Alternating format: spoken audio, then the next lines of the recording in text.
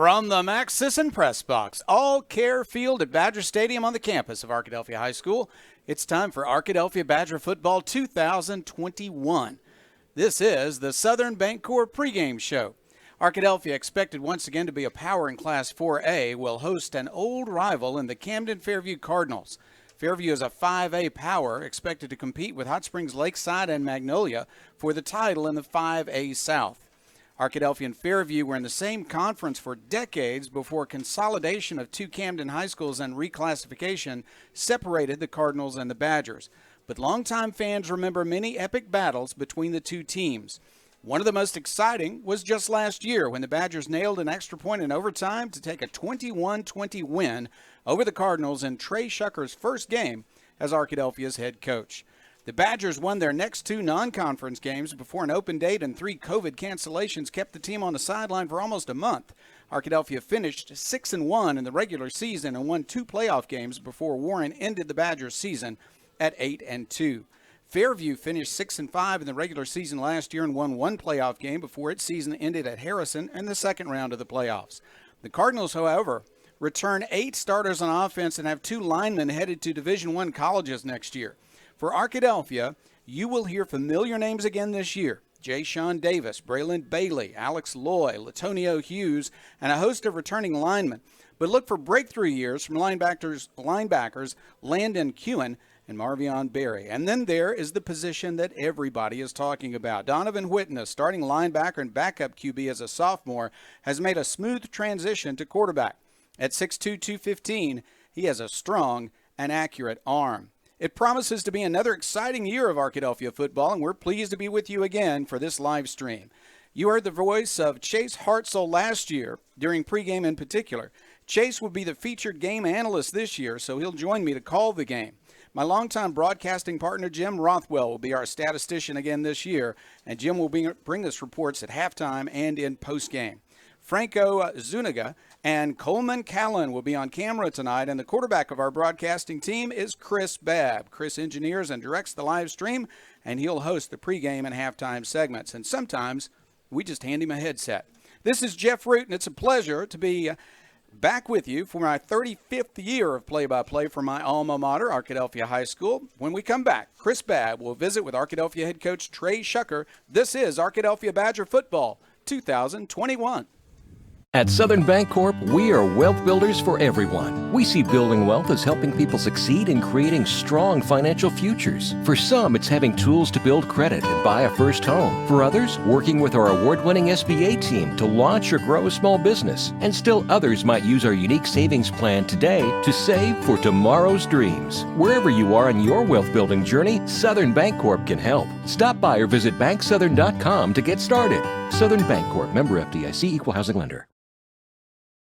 Under perfect conditions, your car traveling at 65 miles per hour can stop in about 300 feet. That's the length of a football field. But a fully loaded tractor trailer, one that weighs 80,000 pounds, will take 2 football fields to stop. And that's if the driver is rested, paying attention, and the truck and load is properly maintained. If you're in an accident with a big truck, call 1-800-CAR-WRECK.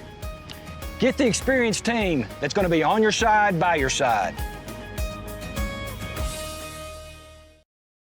Price & Company Insurance is the area's only trusted choice independent insurance agency. What is that, you might ask? An independent insurance agency works for you, the customer, and not the insurance companies. So the next time you're shopping for home, auto, business, life, or health insurance, we invite you to experience an unprecedented level of customer service and expertise. Call or click for a quote today.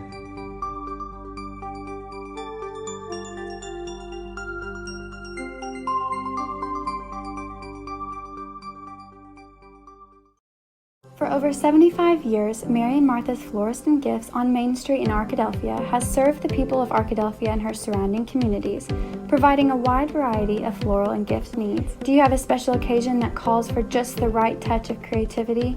Join the many who call David Goodman at Mary and Martha's to create a floral arrangement to fit their needs and budget. Call Mary and Martha's at 870-246-2446 or visit their location at 921 Main Street in Arkadelphia.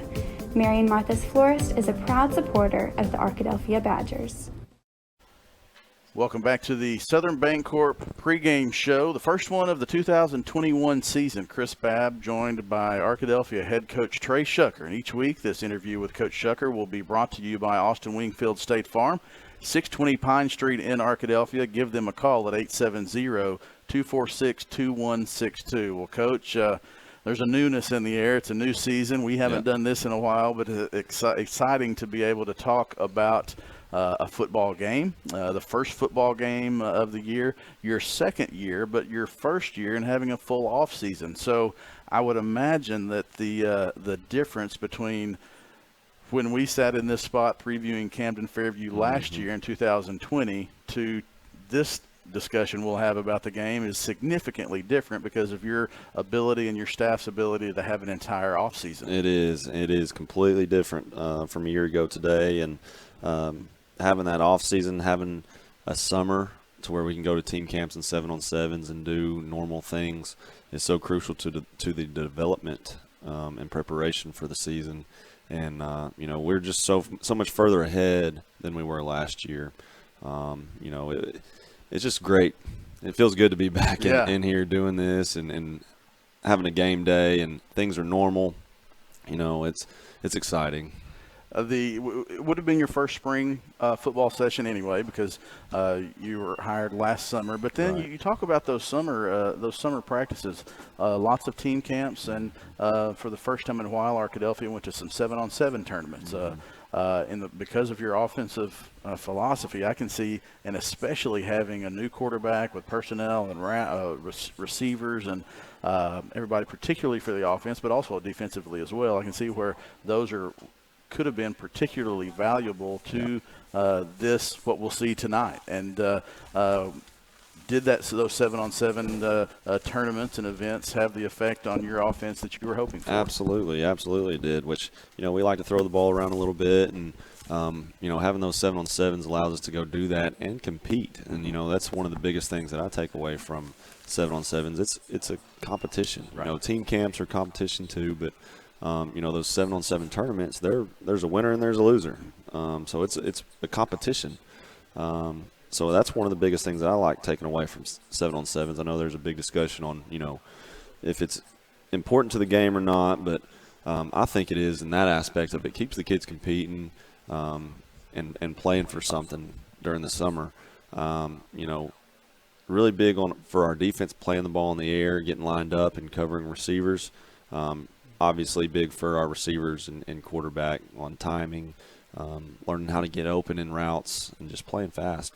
Obviously, the football you see in a team camp is different from a 7-on-7, and it's different from what we'll see tonight. But there is that, I was able to go watch one of the 7-on-7 competitions. It comes down, two of those games came down to a last possession. And so those guys in that situation of having to come up with a score or a stop to preserve a win, and that was that's what you want as a coach, being in those spots, and it particularly was in those 7-on-7 tournaments. That's exactly right. In a 2-minute setting in a true football game, a lot of times it's a lot of passes, right? Offense has got to score quick. So the ball's in the air, and that's pretty similar to a 7-on-7. Same sense of urgency. You talk about you got to either stop them or you got to score quick at the end of a 7-on-7 game. So a lot of things that pertain to the game of football through that, and it really helps us and prepares us for the season. We went to multiple 7-on-7 tournaments, did really well. Competed really well, played a lot of different teams, played some out-of-state teams. It was a really fun summer with 7-on-7s and team camps. So after summer ends, you get into fall practice, and we'll talk about fall practice and tonight's opponent after the game. But you wrapped up fall with you wrapped up the summer and transitioned into the fall with an event that one of those things that was probably you would have done last year if you'd been able to, but you had a retreat with your coaching staff and seniors and their mentors. Talk a little bit about that and what the goal of that was and what you thought came out of that. Yeah, so that's one of the biggest things that I think is beneficial for our program. We get our seniors and allow them to bring a mentor, a male mentor. Could be a father, could be a cousin, brother, whoever their male mentor is. We take them and we have a retreat for one day, And it's really just an opportunity to designate some time to spend some quality time together and get to know each other. And we teach them how communication is so crucial. And it allows us as coaches to kind of get to know where these kids come from a little bit, get to know them on a more personal level outside of football. I think it's great anytime we can get together and do something outside of football. It's awesome because, you know, we want to know these kids and build relationships not only on the football field but off the field as well. Coaching does can have an impact, and I was really excited to see that aspect of your program beginning this summer. Well, we get into fall camp, and that's when we come back from the break. We'll talk about fall. We'll talk about tonight, talk about a little bit about what Badger fans can expect to see on the field tonight and in the future in this 2021 season. You're watching the Southern Bancorp Badger pregame show. This interview with Arkadelphia head coach Trey Shunker is brought to you by Austin Wingfield State Farm, and we'll be back with more with Coach Shunker after this timeout. At Eccles, Thompson, and Kneebone CPA, we seek to provide accounting, tax, and financial planning services to individuals and small businesses with proficiency and integrity. Serving Arkadelphia since 1977, our staff looks forward to meeting your financial goals of today and also becoming your financial advocate for life. Visit us at 205 North 25th Street or call 246-8991 today. Eccles, Thompson, and Kneebone LTD says go Badgers. Hey, I didn't order any pizza. Jake from State Farm. After you saved me so much dough on insurance with that Parker promo, I devised a promo for you. Here's the deal, Parker. State Farm offers everyone surprisingly great rates. Right. Pepperoni pockets, cuckoo crusties. There's no promo, it's just great rates. And a cider ranch. If you want the real deal, call State Farm agent Austin Wingfield in Arkadelphia today. Like a good neighbor, State Farm is there. As a family-owned sporting goods supplier since 1950, Southwest Sporting Goods understands the value of customer service and is committed to providing the best quality customer service and merchandise available. Southwest Sporting Goods is located in Arkadelphia, but also has salesmen that cover the entire state of Arkansas to help ensure that their customers will receive the best customer service and pricing that can be found. Southwest Sporting Goods, located in downtown Arkadelphia, supporting the Badgers since 1950. Welcome back to the Southern Bancorp Badger pregame show. Chris Babb with Arkadelphia head coach Trey Shunker. This interview is brought to you this season by Austin Wingfield State Farm, 620 Pine Street in Arkadelphia. Give them a call Monday at 870-246-2162. Well, Coach, I know summer was fun. It was rewarding to be with your team and have the 7-on-7s and have the team camps, but fall is probably a little bit more what we're in this for, and I know that the team and the coaches are excited about kicking off another season. Talk a little bit about your fall camp and the last 3 weeks leading up to tonight. Absolutely. You know, we're excited for the start of the season tonight, and we feel really good about it. You know, we had a really good fall camp. We were able to put some people into some new positions, and they've taken those roles really well. Every year is a new year. You know, every year you have seniors graduate and you have people step up and develop, and we've had that happen, and that's been very, very crucial for where we're at right now as a team, and we feel really good about tonight and moving forward. Badger fans will see a good number of players on the sidelines. I believe 63 on the roster, somewhere around there. As they come to Badger Stadium, they'll see the senior banners, and there are 17 of those banners, I believe is what I counted, and I could have been off one, but a large senior class, good numbers. Let's talk a little bit about the senior class, the leadership, and what they've kind of how they've kind of developed into that senior class as they prepare for their senior season. That's right. So this senior class a little bit bigger, 17, just like you said, and a lot of them have got a lot of playing experience, and you know that's really big on being a leader. You know, it's hard to be a leader if you're not on the field. So a lot of the guys that we have that are seniors were on the field last year, and it's translated into those leadership roles right now, and they're doing a great job of leading our team and getting our guys going in the right direction and practicing well and understanding the focus of what it takes to prepare to be ready for Friday night. numbers are good at the varsity level, but also at the junior high level and the 7th grade level. I know, and when we were helping set up for the pregame meal before the Lake Hamilton scrimmage, Coach Lowe was it was the first day of school, and Coach Lowe, the head junior high coach, was kind of like, I don't know, we're going to have to figure out how we deal with all these junior high guys. So numbers are good in the program, and that's got to be a positive as well. That's right. I think we've got more players out for football right now than we might have ever had. I don't know. But our junior high numbers, in my opinion, are through the roof, and that's awesome. Yeah. Kids are excited to play football here and be a Badger football player, and that's awesome, and that's what we want. Same thing with 7th grade. 7th grade, we've got really good numbers, and we did have some kids show up first day of school, just like everybody does, that want to play football. And with junior high kids, we try to be understanding. They're at their parents' expense when it comes to getting kids up here for practice in the summer. Everybody's situation is different.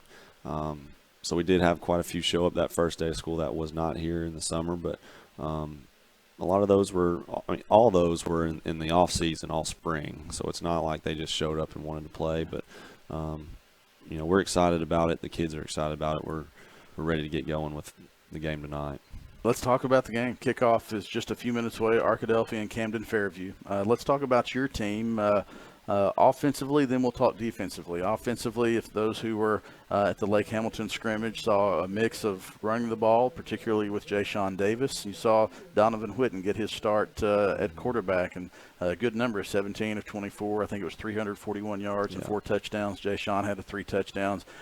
Spread the ball out to different receivers. You have a veteran offensive line. Kind of give us a little a minute synopsis of where you think the offense is, and as we go into the first game tonight. So we felt really good after the scrimmage last week, and that's just the results of having a full summer and spring ball and getting the kids in the right mindset to prepare. And we do have a couple people in some different positions from last year. We do have a veteran offensive line, but they might not be playing the same position up front as they did last year, and overall I think it's better. A lot of our skill guys are the same skill guys from last year, minus Donovan Whitten, our starting quarterback right now. He did a great job last week in the scrimmage, very efficient with the ball, took care of the football, and it resulted in touchdowns. And we felt really good about it offensively.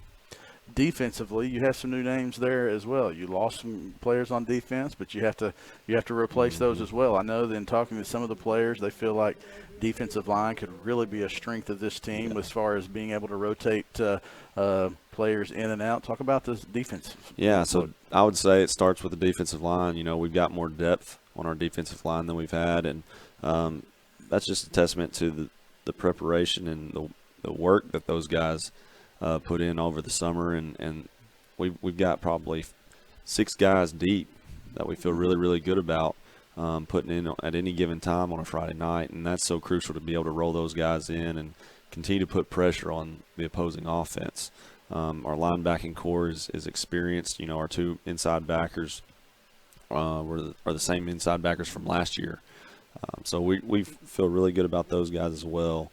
On the back end is where we kind of lost through graduation. We lost 2 really good safeties that we've had to replace, but we've had we've had Kobe Buckley come out and play football, and he's really done a great job of developing and becoming a starter, and he really took over that role. And Ollie Ware's done a great job. He moves from corner to safety, and he's just a great tackler.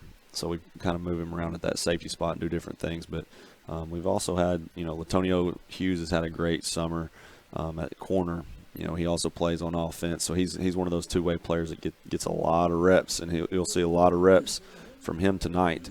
Then we've had some younger guys come in and play some corner roles, and it's been really big for us in the back end. I'd say our strength is our box, but our back end is pretty solid as well. Let's talk about the first game. It's always hot in August, but it's been hotter this year. I've heard multiple coaches across the state saying, "Well, it's game week, and we got to practice outside one time, and that was for 30 minutes." I heard them talking about it on TV last night.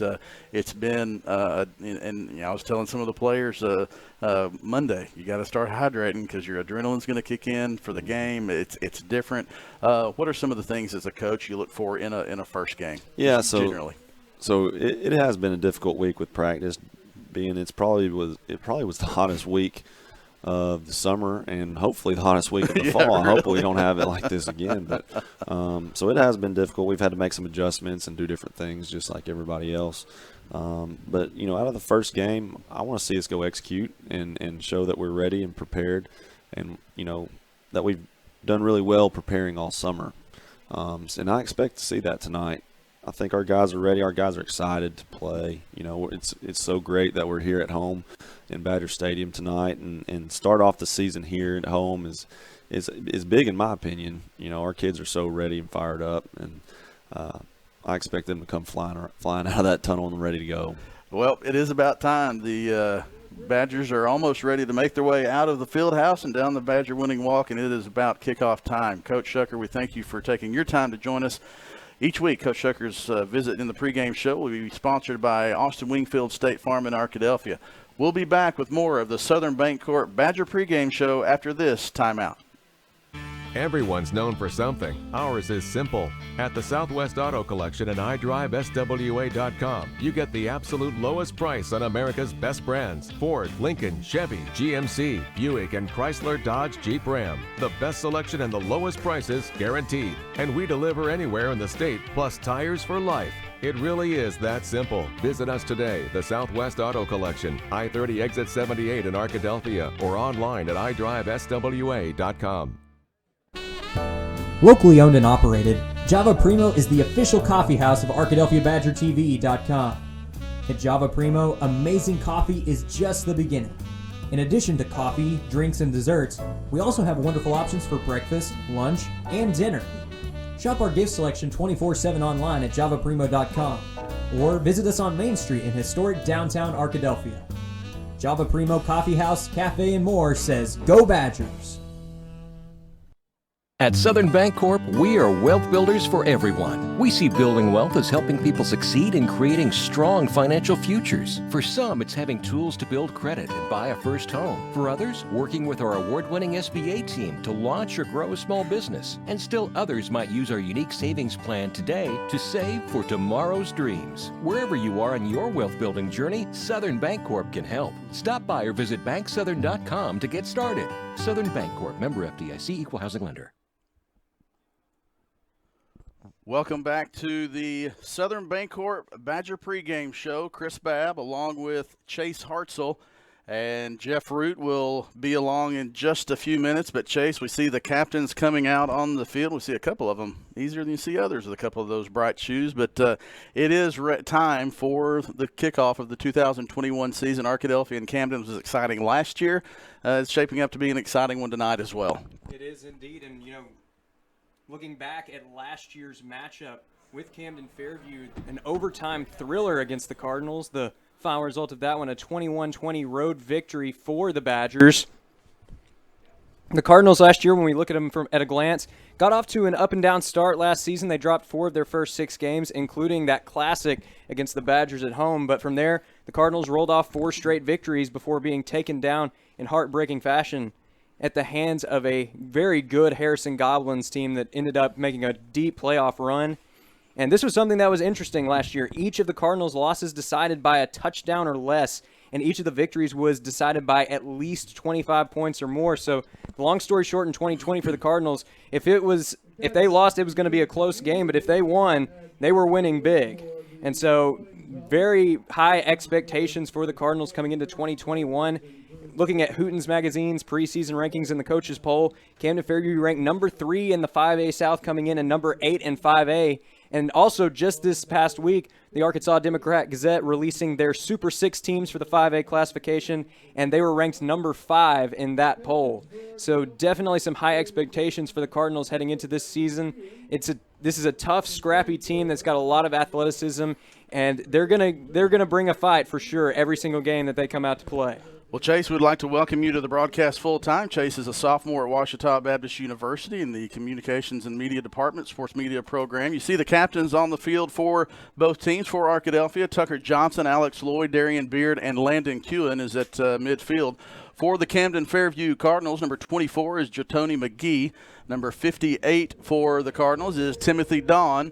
Number 9 is Jacorie Brown, and number 93, Jacoby Barker. The Badgers are under the direction of head coach Trey Shucker, and we would like to mention one thing. There was a moment of silence just before the game in honor of Arkadelphia assistant coach Bobby Evans. Had a loss of his mother today, so we would like to extend prayers to the Evans family. Camden-Fairview won the toss and deferred, and Arkadelphia will receive the ball after the opening kickoff. Arkadelphia making its way. The captains making their way back to join the team on the Badger winning walk. And as the Badgers make their way down, we'll take one final break. That'll wrap up the Southern Bancorp Badger pregame show. When we return, the football doctor, Jeff Root, will be on the call for this kickoff of the 2021 season of Arkadelphia Badger football. We'll be back after this timeout. Turner, Rogers, Manning & Plyler CPA is a longtime supporter of the Arkadelphia Public School District. Turner, Rogers, Manning & Plyler has established a reputation for providing clients with outstanding services that include auditing, accounting, and tax and business consulting. Contact Turner, Rogers, Manning & Plyler today at 870-246-4563 or by visiting them at 305 Professional Park Drive in Arkadelphia. Turner, Rogers, Manning & Plyler says, "Go Badgers!" Doctors Gary and Rob Rucker are proud sponsors of this Arkadelphia Badger broadcast. Dr. Gary and Rob Rucker supporting the Badgers since 1996. Thanks for meeting me here. No problem. You know, Farm Bureau Insurance has local agents making this kind of thing real easy. Well, your auto insurance has saved me a lot on old Becky here. Harold, your dog swallowed the remote again. Who's that? Older Becky. Oh. Ugh. Real service, real people. That's Farm Bureau Insurance. Call Clark County Farm Bureau today at 870-246-4554. And we welcome you back live here to scenic All-Care Field in the Delph, Arkadelphia, Arkansas, the site for tonight's matchup between the visiting Camden-Fairview Cardinals of the 5A South and the hometown Arkadelphia Badgers. These two teams have a lot of history. They had a great matchup last year, and it looks like we got another one set up right here, another perhaps instant classic in the making. Right now the team's getting ready to join us on the field, and speaking of joining us, the Dr. Football, Jeff Root, is back in the booth with us. Dr. Root, welcome back. Thank you so much, Chase. It's great to be with you. We're going to have a lot of fun this year, are we not? Absolutely. It's shaping up to be a great season. It's going to be a lot of fun. It is 90 cool degrees out here at Badger Stadium, but Chase is a big crowd showing up tonight. I'm not surprised. I know this team is going to be good. Yep, and there are a lot of high expectations with the Badgers. We talked about it last year, you know, this team faced a lot going through the COVID-19 pandemic.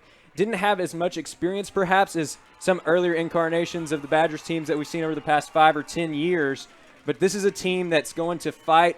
This is a team that expects to win every time they come out on the field. And they won quite a few games last year. Coach Shucker having a lot of success leading his team to a pretty deep playoff run in the first year. Definitely a good start. Well, if you've been watching your live stream already, I'll have to tell you that Latonio Hughes could have been in the Olympics, I believe. He just did a few flips as he was coming out leading the team. But he's going to be quite a player, one to watch this year. Great speed, probably fastest guy on the team. Only a junior playing wide receiver and defensive back. That's right. And, you know, last year he did get a few touches, especially on special teams. And we look back at that game against Harmony Grove last year, and he had that big return in the second half. A lot of explosiveness from this young man. He brings a lot of energy to the team, just like we saw a moment ago. And that's definitely a player that we're going to have to keep an eye on as we go forward here in this 2021 season. Arkadelphia, the other high school teams in Arkansas, got through the COVID year last year. It wasn't a normal year, but they got through the year, had an exciting season. It's not quite normal this fall, Chase. COVID hasn't completely gone away, but we're going to see football here tonight, and hopefully we'll see it throughout the season, week by week, one bye week for Arkadelphia just before the conference race starts. But Arkadelphia is set. Got a couple of guys out tonight because of COVID, but most everybody is ready to play tonight, and we're anxious to see it. Arkadelphia is going to have the football first. I'm sure they're glad for that. This is going to be an outstanding offense that the Badgers have put together, but Camden-Fairview did win the toss, so they just elected to receive in the second half instead of the first. They deferred. So Fairview's ready to kick off. Let's see if they kick it short and high. That would be my expectation, and we'll see what the Cardinals decide to do to get things started. Here's the kick. One step and a high kickoff. It is returned from the 33 to the 35, 37-yard line, and that's it. They're not going to kick it deep because Arkadelphia's just got too much speed on the kick return team. That's right, and speed is something we're going to see a lot tonight, even from some of the bigger players. Speaking of some of the bigger players, we're going to look at one of the stars here really quick as the Cardinals come onto the field, and that is going to be their star defensive end, and that is Jacoby Barker. Now, Barker was playing in the middle of the defensive line a year ago, but Mondin believes he's the best defensive line in the conference, made all conference as a middle defensive end, but Mondin's claiming that he's going to be a natural at the end position, so we'll definitely have to keep an eye on him in this contest. Ball at the 37-yard line, first down and 10. The quarterback is Donovan Whitten, and he has had an outstanding camp getting ready for this first game as the starting quarterback for the Badgers. Braylon Bailey is to his right side and Jay-Sean Davis to his left. Here is a run by Davis, hit immediately by Fairview, and he'll have trouble just getting back to the line of scrimmage. That's a big defensive line, and they were ready that time. They were, in a good job there by the Camden defensive line, getting off of their blocks and quickly stopping Jay-Sean Davis's progression. Second down, 10 yards to go. Arkadelphia lines up, may have lost a half yard on that carry. And Whitten wants to throw the ball on second down. Nobody open, so he's going to run. He's got a little bit of room to the 40. Breaks the tackle up to the 50. First down. Good job by Donovan Whitten. His first action as a runner from a quarterback position. That's right. And, we've talked so much about his arm. How about the elusiveness right there on that long first down run, and also a smart way to end the play, getting down with the slide to avoid the big hit. Big play there for the Badgers. Arkadelphia in Cardinal territory. A pass play across the middle, high and incomplete. Tried to get it to Loy. Alex Loy is going to be a dangerous receiver, but incomplete. And it will be, well, instead of Loy, let me correct myself. That was Trip Campbell, a junior. He got some action as a sophomore last year, Chase, and he's going to be a target this year for sure. A little bit overthrown, so it's second down, 10 yards to go. Nobody in the backfield but the quarterback. Whitten will roll to his right side, fires it downfield. That ball is batted into the air and incomplete. A big hit on the receiver after the ball got there. It looked like the ball was on target, Chase, but he couldn't quite pull it in. That's right, and that was just good coverage there from the Camden secondary. Really made it hard for Whitten to make a good pass there. He made a great pass, though, despite the coverage, but a great hit there at the end to knock the ball free, and it's going to be third down now for the Badgers. He's a pitcher in baseball season, and Whitten has a very strong arm. Third down and 10. Arkadelphia tried to draw Fairview offsides. They wouldn't quite jump enough. Now they'll look to the sideline and get the play. Two backs in with the quarterback Whitten, and they are going to hand it. And now a pass down the sideline and incomplete. Well covered by Fairview. They were ready for that play, and the pass was incomplete. So Arkadelphia has a fourth down and 10. Well, it was interesting to see on that first drive. Last year the defensive line was ready for the Badgers at just about every turn, it seemed. But there in the second half, we saw the Badgers be able to air it out a little bit more, and they did get a couple of crucial scores down the stretch. Good decision just to throw that one away. Arkadelphia will go for it on fourth down. After all, they are on the 47-yard line of Fairview. Or we might see Whitten with a quick kick. He's a powerful kicker, punter, as well as a passer. And he wants to pass instead. He's going to fire the ball down the middle. It is incomplete, just too low for the receiver to reach the ball at the 22-yard line. We've seen some potential. They've just got to get the timing down a little bit in the next possession. That's right, and we're seeing the speed come into play already for Camden-Fairview. They're doing a great job in coverage. Whitten, we saw him make some great throws there, but the defenders were just there to make some great plays. And, we were talking about it. Last year the secondary got burned a couple times down the stretch against Arkadelphia, but perhaps maybe looking back on that, they've taken away a few things from that game and tried to make some adjustments in this year's matchup with the Badgers. All right, the number one that you see for Fairview is their quarterback, Martavius Thomas, and he may not be big, but he's very dangerous. A very quick quarterback. He can throw the ball, too. He wants to throw but drops the ball. Now he picks it up and is down in the backfield. I believe they're going to call that an incomplete pass. Well, that was almost a fumble, but I saw one official say incomplete, and that is going to be the call, an incomplete pass. No. Well, yeah, they are. Yeah, that's right. It's an incomplete pass.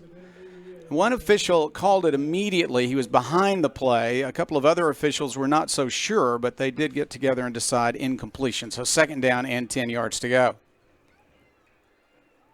Handoff, and there's nowhere to go. Arkadelphia immediately in the backfield. That's a big loss. Layden blowing the whistle. Let's see where they spot the ball.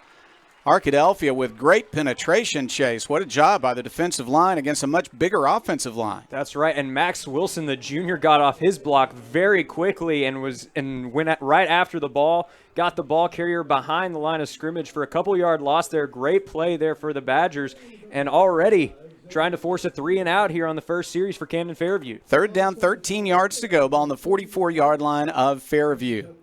Thomas at quarterback has some dangerous receivers.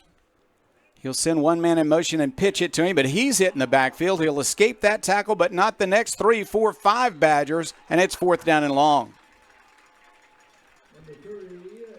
What a great job of running to the football by this defense. That's right, and we talked about Camden-Fairview's speed a little bit, but how about Arkadelphia's speed, getting to the ball carriers quickly on that play? Right there, that one looked like it was a little bit of a jet sweep pitch with the wide receiver trying to go out left, but the defense snuffed it out, and it's already 4th down for the Cardinals. Thomas is off the field, and the punter is on the field. Arkadelphia does want to return the kick. Latonio Hughes is deep. Snap is high, but he'll get a hold of it and get the kick away. Line drive kick. It is dropped, and now it's going to bounce, and Fairview's got a chance to recover it. Ball is still loose. I think Fairview is going to come up with football at the Arkadelphia 25. It was such a short kick that was just too tempting to try to catch the ball on the line, but the Badger was not able to do it, and then Fairview fell on it. So a great break for the Cardinals early in the game, and Fairview has the ball at the Arkadelphia 25-yard line. Goodness gracious. It was going to bounce for an ugly but long punt, so he tried to catch it on the line, but it went through his hands. Probably some sweaty hands down there on this humid night. And it is 1st down and 10, ball at the 25 of Arkadelphia. New life and a great chance for the Cardinals. Here's a running play to the left side, getting around the corner for yardage is the running back. He'll break 2 tackles, break a third. He's inside the 5-yard line. What a good run by Jatoni McGee. McGee, not a heralded player, but rose to the top of the depth chart as a senior and makes a big run on the first carry of this possession. 1st down and goal. Power formation. They're going to run the Wildcat. And they'll run it right behind the big line, and there's a hit at the 1, but I think he's in. Let's see what the officials say. Touchdown. Touchdown for Fairview, a 2-play drive after the Arkadelphia turnover. On the touchdown, Jacorie Brown. Just a great job there by Brown following his blocks. You know, in that previous play, a lot of open space. There wasn't a ton of open space on this one around the end, so he just went right up the middle, followed his blockers, and got the first score of the game for the Cardinals. Well, turnovers present problems, and that happened for Arkadelphia before the offense could come back out for its second possession. A fumble on a special teams play, and Fairview had the opportunity to take the lead, but they'll miss the extra point as it was a high snap that threw off the timing, and the kicker slipped down and slid it underneath the crossbar. Well, and it's early, but we'll have to see if that mistake proves costly in the long run. We talked about last year's game, 2 failed PATs. So in the first quarter, it is Fairview 6, Arkadelphia 0, 8:02 left. Arkadelphia will have its second possession offensively. The Badgers did not click and put it together offensively with the passing game on the first possession. They did make a first down and cross midfield, however. And with the high short kickoffs that Fairview likes to indulge in. Arkadelphia should have good field position as we get ready for the next possession for the Badgers.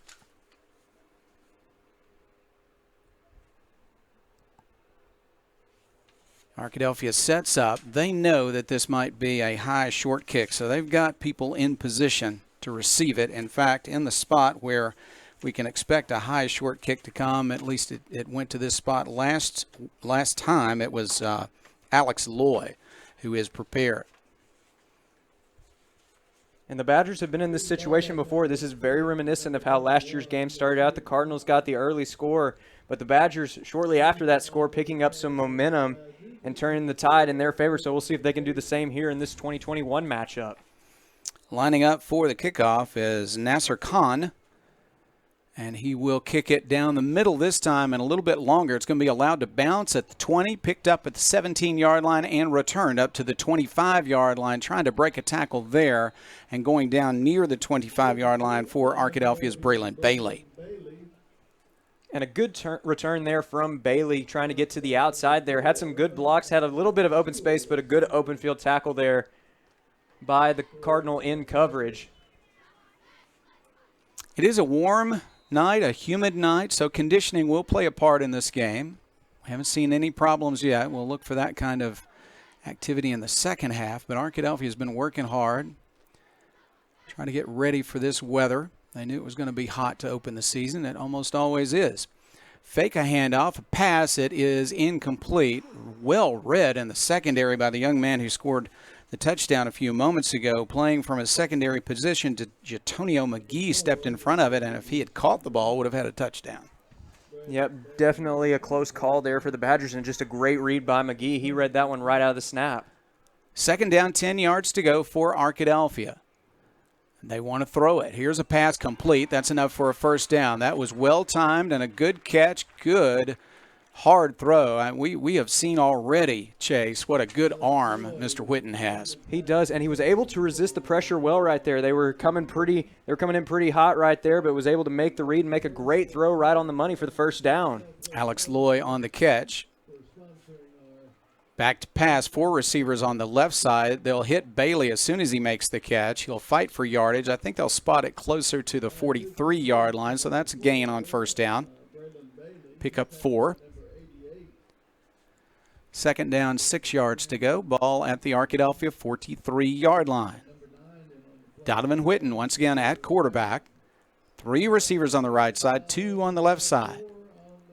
They're going to send Bailey in motion and hand him the football. He tries to make it to the sideline, breaks the tackle. He'll make it up near midfield. Good run, breaking a tackle. Bailey is a talented back as a receiver or as a running back.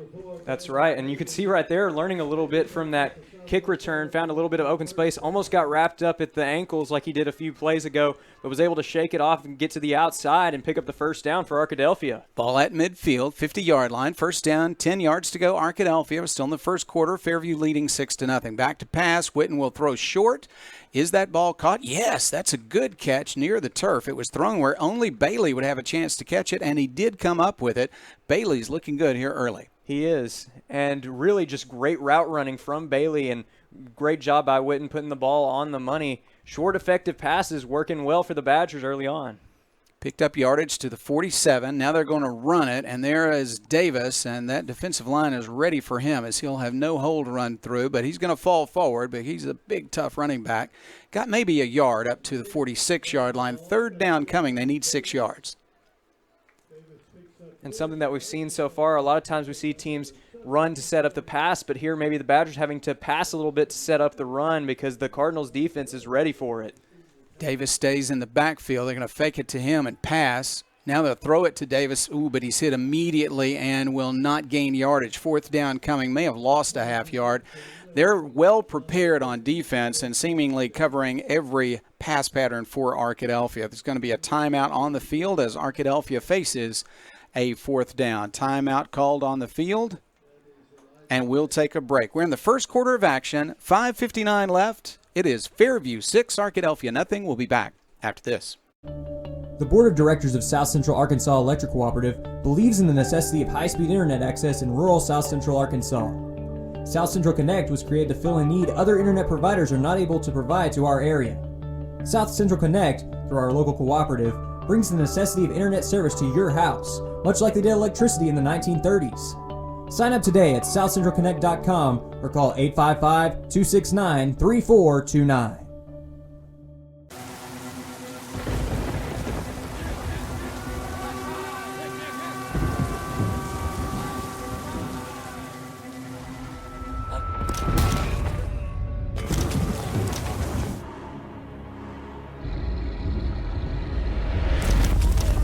When severe weather knocks you down, Shelter Insurance is there to help pick you up. We're your shield. We're your shelter. In Arkadelphia, contact Shelter Agent Chad Kesterson. 4th down, 7 yards to go, and Witten wants to pass. He'll fire the ball across the middle, incomplete, trying to throw into coverage where a safety was there to help break it up. And so Arkadelphia has turned it over on downs, and Fairview will have the football. Arkadelphia taking a long look at this defense. They've got such a good defensive line. They've been able to put some pressure on the quarterback, at the same time drop a lot of people into coverage. That's right. And, you know, Landon Kuhn was talking about it in the preseason to Fox 16. He was saying that one of the areas that he was feeling really strong about with the team is just how much depth and experience that the defensive line and the linebackers especially have. Kuhn is number 5 on the field right now. If you want to take a look at a big, strong linebacker, Landon Kuhn is the man.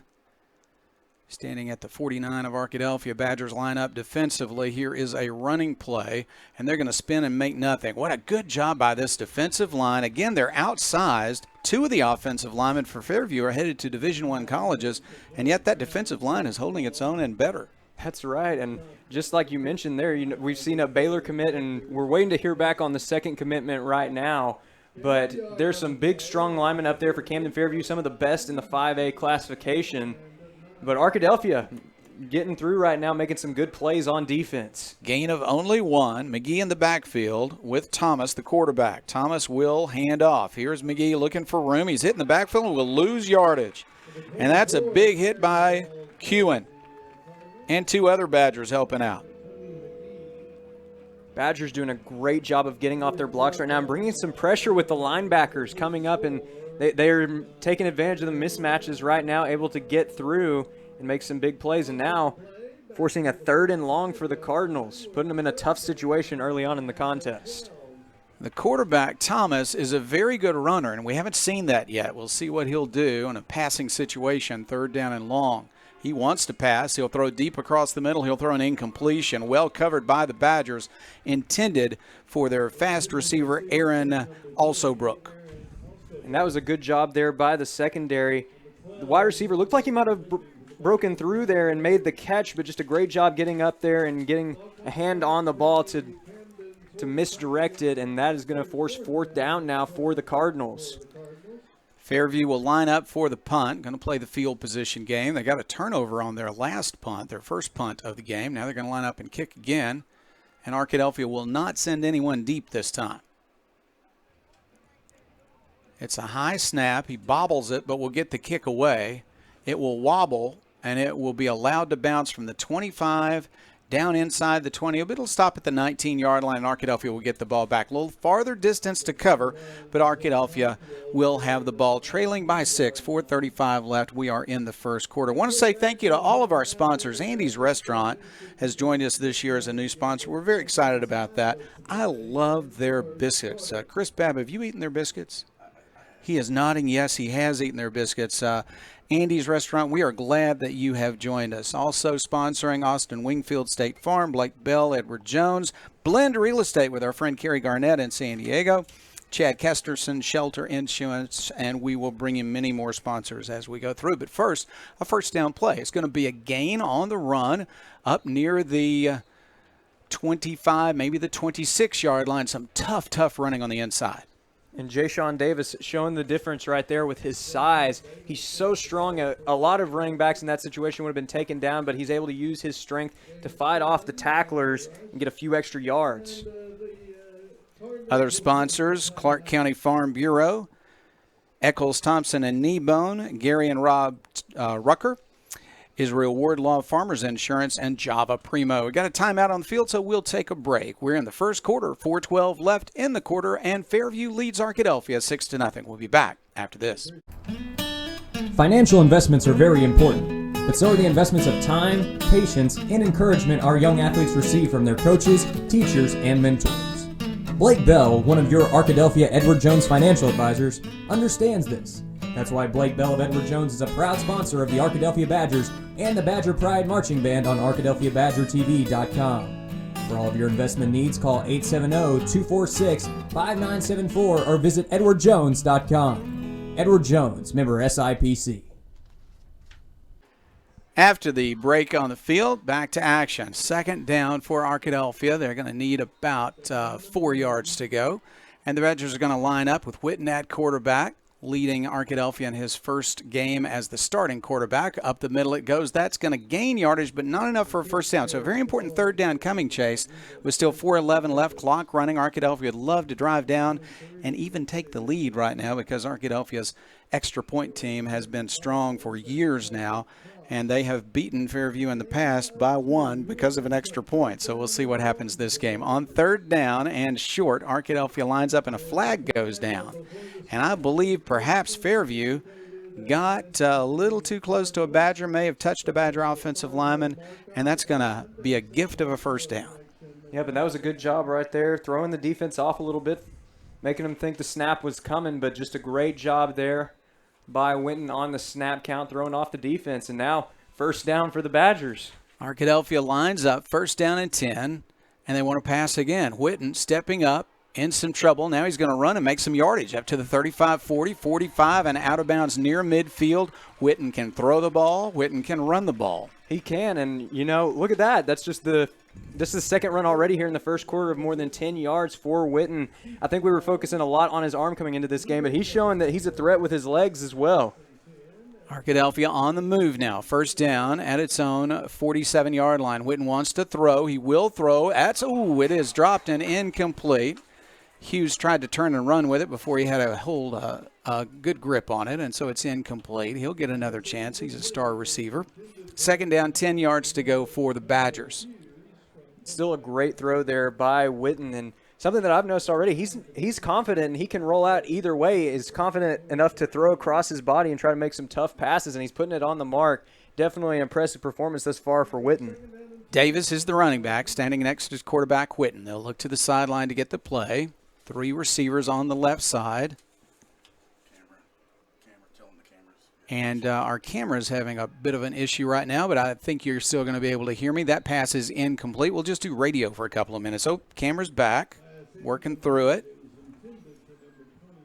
Third down and 10. Very important play as Arkadelphia is near midfield. Could be 4-down territory, but Arkadelphia needs to get some good yardage here on third down and long. That's right, and really, you're seeing the confidence that Coach Shucker has in his offense early on. When they're in this territory, even when they're facing fourth down, they've gone for it. And even though it hasn't worked out yet, still has that confidence, and I'm sure it's going to pay off soon. Witten will throw it into the ground to avoid a sack, and he did a good job of just avoiding a bad play that time. Fired it into the ground on purpose. It's fourth down and 10. So Witten could punt the ball, but they're certainly not going to line up for a punt. They'll line up to go for it with Witten at quarterback, not in a punting position. So we'll see what Arkadelphia will do on fourth down and 10. They'll look to the sideline to get the play. Defenders, the cornerbacks, right up on the line of scrimmage. Arkadelphia wants to throw it. Witten will fire it across the middle. That's caught. That's a first down. Big play to the 38-yard line, and that's Hughes, who had the drop earlier, came through on fourth down with a huge catch. And something that we're seeing right now with a lot of young Badger players, just like that with Hughes, we're seeing a lot of the younger players make a few mistakes early on, but they're learning from them quickly and coming back and making big plays for the team. First down, Arkadelphia at the 38-yard line of Fairview. Witten with a quarterback draw is going to get some yardage across the 35 near the 33. That's a good play on first down. Witten's piling up some total yardage here through the pass and through the run as we near the end of the first quarter. 2:45 left and clock running. Fairview does lead at 6-0, but Arkadelphia is in the midst now of a long drive. Second down, they need about 5.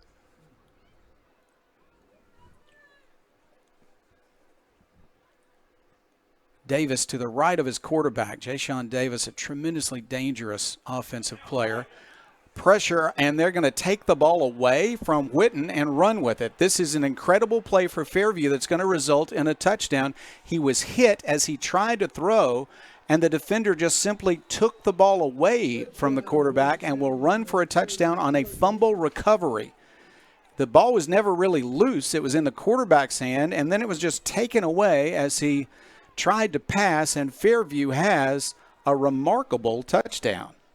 It was a great play there, and I think we were all fooled there for a second. Thought he had maybe gotten the pass away, but such a clean sweep out of the hands of Witten. Just a great play there by the Camden-Fairview defense, getting the takeaway and picking up another score here. And Fairview will, it looks like, go for one instead of trying to make up for the missed extra point. On the first touchdown, they're going to go for the 1-point conversion. Try to work out some kinks in the kicking game. Arkadelphia's got to be a little bit shell-shocked right now on that nice drive, and then a blitz turned into a touchdown for Fairview. The kick is up, and the kick is good. He's got it this time. So it's Fairview 13, Arkadelphia nothing with 2:10 left in the first quarter. And we'll be back with more after this.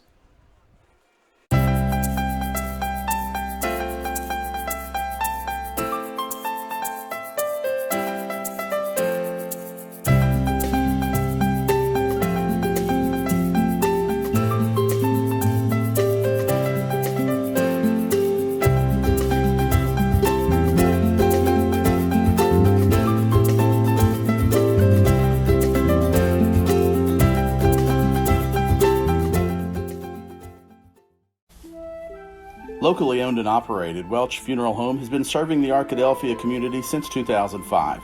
Our goal at Welch Funeral Home is to offer every family that will allow us to serve them the most caring, dignified, professional service at the most affordable price. With over 40 years of experience in the funeral home industry, owner Tim Welch and Welch Funeral Home have also been longtime supporters of the Arkadelphia Badgers and Lady Badgers. Contact Welch Funeral Home at 870-230-1400 or visit them at 202 South 4th Street near downtown Arkadelphia. I want to say thank you to Tim Welch and Welch Funeral Home, a returning sponsor, and I want to also honor a couple of new sponsors coming to us, and one of those is Pediatrics Plus. You saw a spot for them also. So proud that Pediatrics Plus is in town. And along with Pediatrics Plus, another new sponsor, Dairy Queen, has joined us as a sponsor, and we're proud of that. We're about to be the ice cream capital of Southwest Arkansas, I believe, and Dairy Queen, we're very glad they have joined us as a sponsor also. We've got a lot of sponsors this year, thanks to Arkadelphia football and thanks to Arkadelphia's real dedication to support Arkadelphia football and all of the spirit teams and everybody involved in Friday nights in the fall here in Arkadelphia. We're going to bring you those names and bring you those spots as we go through the game. High kickoff return.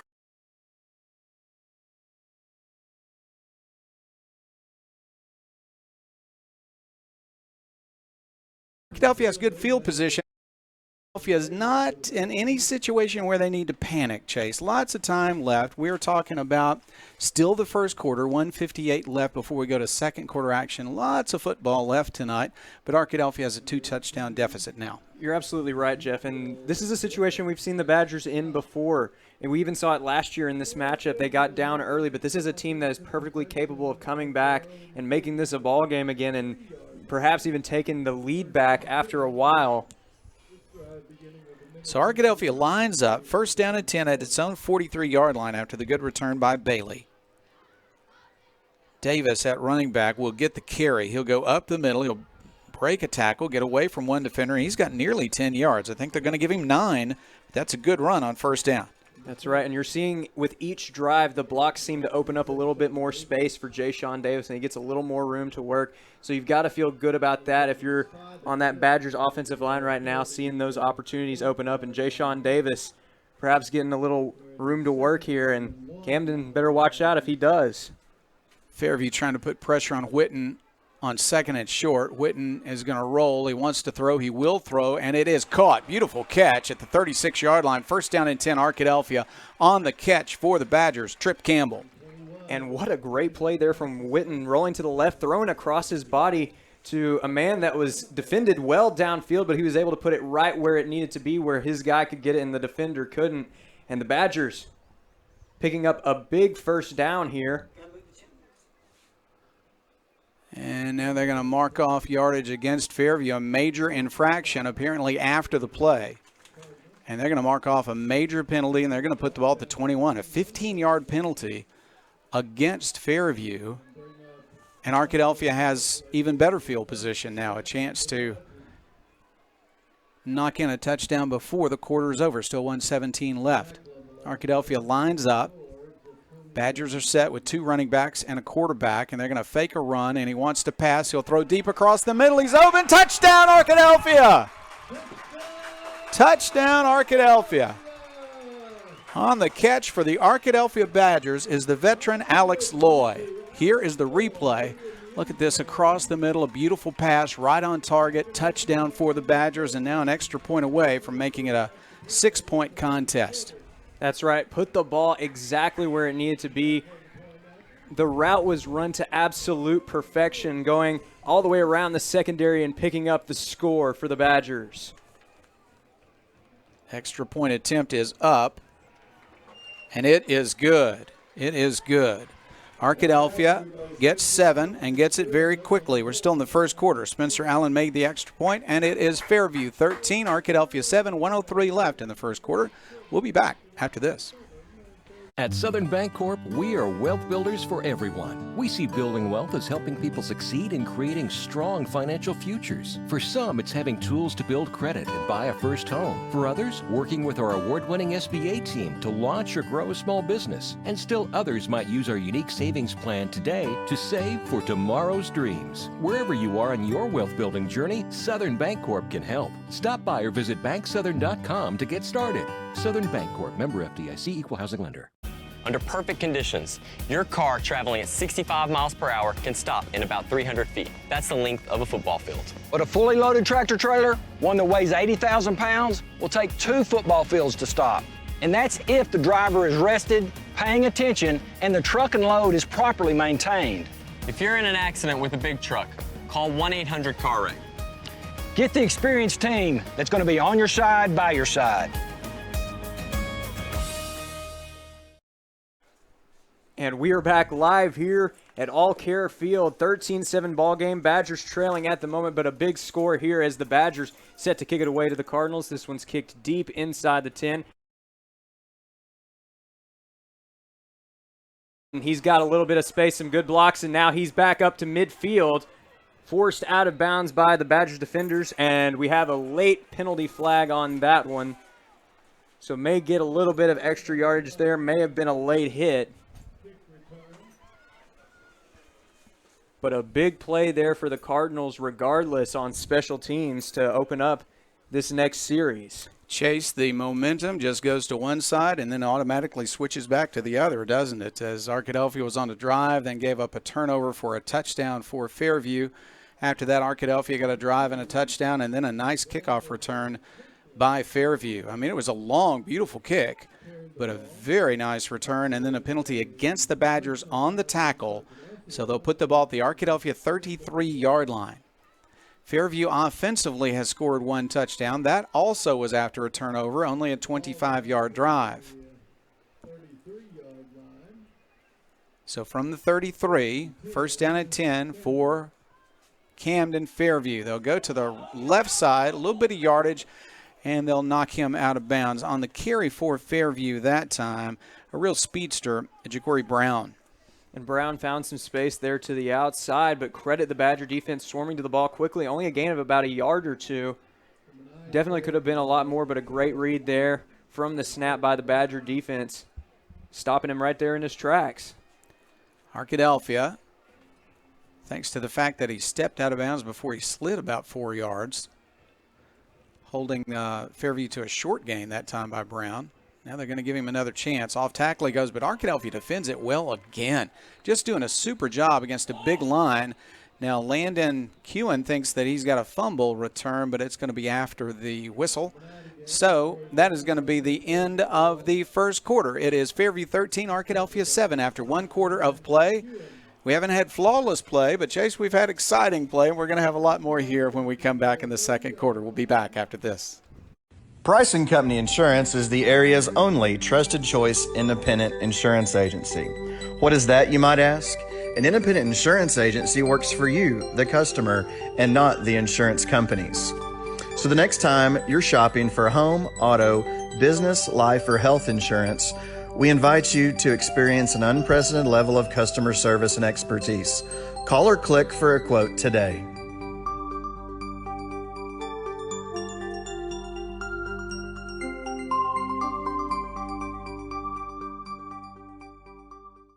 For over 75 years, Mary and Martha's Florist and Gifts on Main Street in Arkadelphia has served the people of Arkadelphia and her surrounding communities, providing a wide variety of floral and gift needs. Do you have a special occasion that calls for just the right touch of creativity? Join the many who call David Goodman at Mary and Martha's to create a floral arrangement to fit their needs and budget. Call Mary and Martha's at 870-246-2446 or visit their location at 921 Main Street in Arkadelphia. Mary and Martha's Florist is a proud supporter of the Arkadelphia Badgers.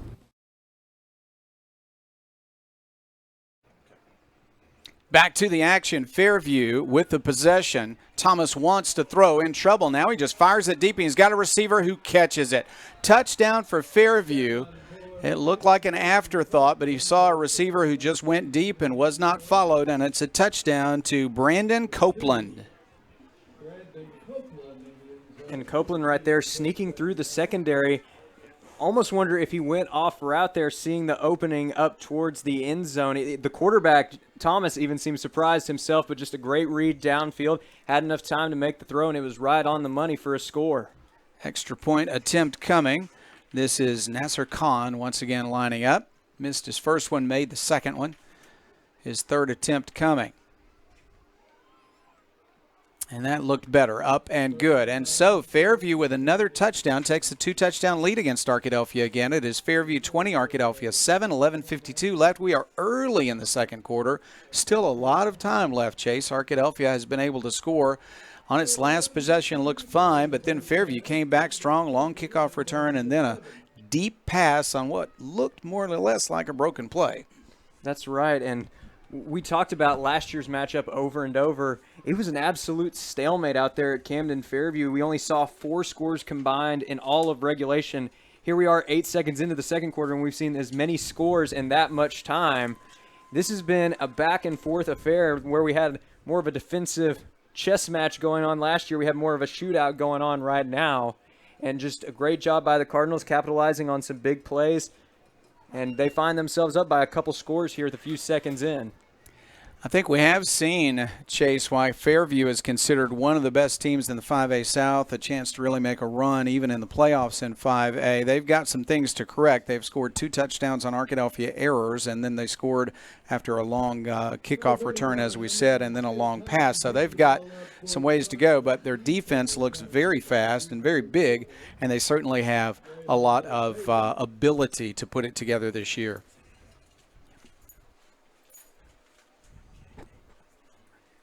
So the kickoff is set. Here's Arkadelphia set to receive. Early in the second quarter, Fairview by 2 touchdowns. A bouncing kickoff, going to be returned to the 30, up to the 33-yard line and down there, maybe the 34, but Arkadelphia will take over nonetheless, and the Badgers are looking for another touchdown. They looked very strong in the last possession. They did, and, you know, we talked about it with Witten. Just the drive before had possibly one of the cleanest strips I think I've ever seen in a high school football game. I think everybody in the stadium was fooled, wondering where the ball was, and by the time everybody realized where it was, the defender was 10 or 20 yards down the field. But Witten, in his first varsity start in the regular season, didn't let that get to him, and he drives the Badgers down the field, performs a beautiful pass to the end zone for the score. And right now, Arkadelphia Badgers offense has some momentum built up here as they go into their next series. First down. And here is a running play up the middle, and that's going to get some yardage. Good push by the offensive line. That's a veteran offensive line. They got 7, maybe 8 yards. That's right, and this offensive line looks stronger and stronger with every drive that we've seen. Ja'Shawn Davis had a big run to open up that last drive, too. We know that Camden's good at defending the run, but the offensive line here for the Badgers may be wearing them down. They're making some big plays right now. We'll see if the Badgers can capitalize. Second down, Badgers will run the ball again. Davis right at the defense. He hits 2 defenders. He'll have a first down. Didn't get a lot of yardage, but he didn't need a lot for the first down, and they are not going to have to measure. This is a first down for the Badgers. Jason Davis again carrying the ball, and he will pick up a Southwest Auto Collection first down. Arkadelphia with most of the second quarter still to play, down by 2 touchdowns, looking to drive here. They'll pick up an early first down. Now they look to the sideline to get the play. I'm just glad that Witten is okay after he was hit and the ball was stripped away on the last possession. And he will run the ball. Here's Witten. He's got room to the 50. He's up to the 40. He'll slide down at the 36-yard line. Another good run by the quarterback. Yep, that's his third run of 10 yards or more already here in the contest. And again, Witten, you know, we talked about the arm. We saw it against Lake Hamilton. We've seen it here again tonight. But Witten, they might have had him scouted more as a pocket passer, but he's showing he might be a little bit of a dual-threat quarterback out there for the Badgers this season. He sure is. He can move. First down and 10, Arkadelphia. Ball at the 37-yard line of Fairview. In trouble. He will retreat. Looking downfield, he is going to throw the ball, and it's incomplete. Almost intercepted. There's a flag down in the backfield. That's in a spot where sometimes you see a holding call. Let's see what it's going to be against Arkadelphia. Going to be against Arkadelphia. It is a holding call. That's going to hurt the Badgers. They'll get first down over again, but they're going to have some distance to cover now. And the play looked like it broke down there just a little bit. And sometimes when you get in those situations deep in the backfield, you don't want your quarterback to get hurt, so you have to take some of those holding penalties in order to help protect your quarterback. We'll see if the Badgers can get that lost yardage back here, though. We've seen over the past couple drives they are fully capable of earning that yardage back in 2, maybe even 1 play. Arkadelphia looks to the sideline to get the play. Hughes, dangerous receiver, is on the short side to the right side along with Loy, another very dangerous receiver. 2 receivers to the left side. Davis in the backfield. They want to pass. Under pressure, they'll throw it short, and here's a run by Davis after the catch. The ball got away. Is that a fumble or was he down?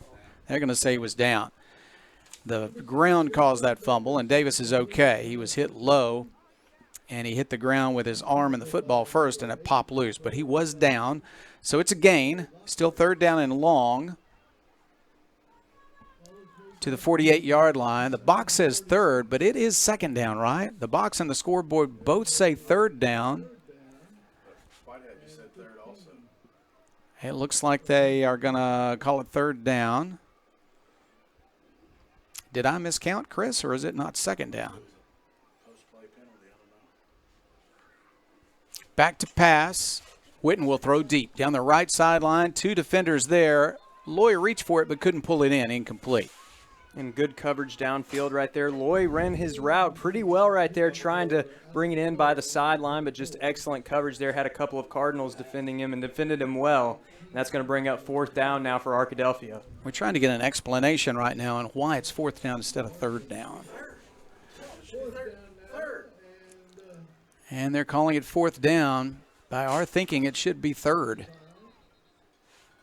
Now they're going to talk about, now a flag goes down, and it's going to be 5 yards against Arkadelphia. Boy, it sure seems like it should be third down. First game for everybody, including the officials and including the announcers. Ball back at the 46, now 47 of Arkadelphia.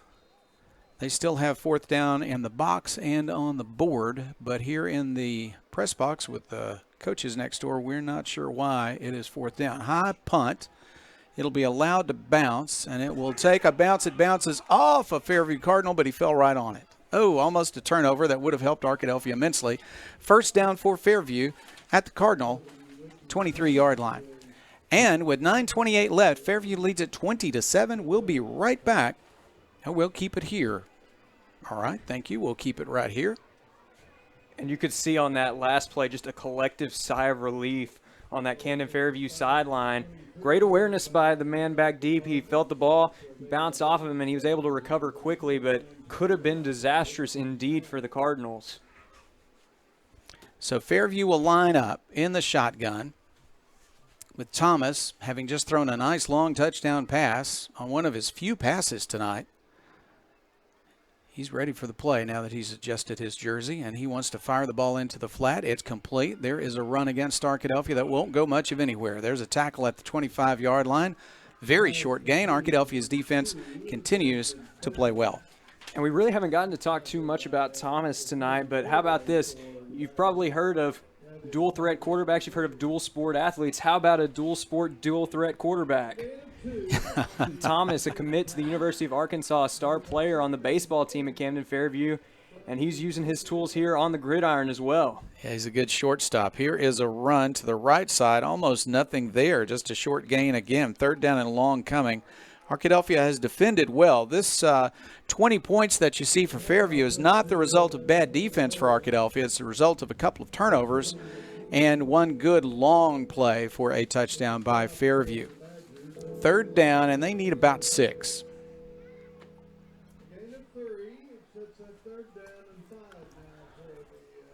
On 3rd down, between 5 and 6, Thomas wants to fire the ball. He'll throw a complete pass, and that's enough for a 1st down up to the 40-yard line. He found an open receiver down the sideline, loose coverage over there, and that allowed him to make a 1st down and give Fairview a chance to prolong this drive, keep the ball away from Arkadelphia. At the 40-yard line, its own 40-yard line, Fairview will set up, and they are setting up quickly, trying to speed up the pace of the game a little bit.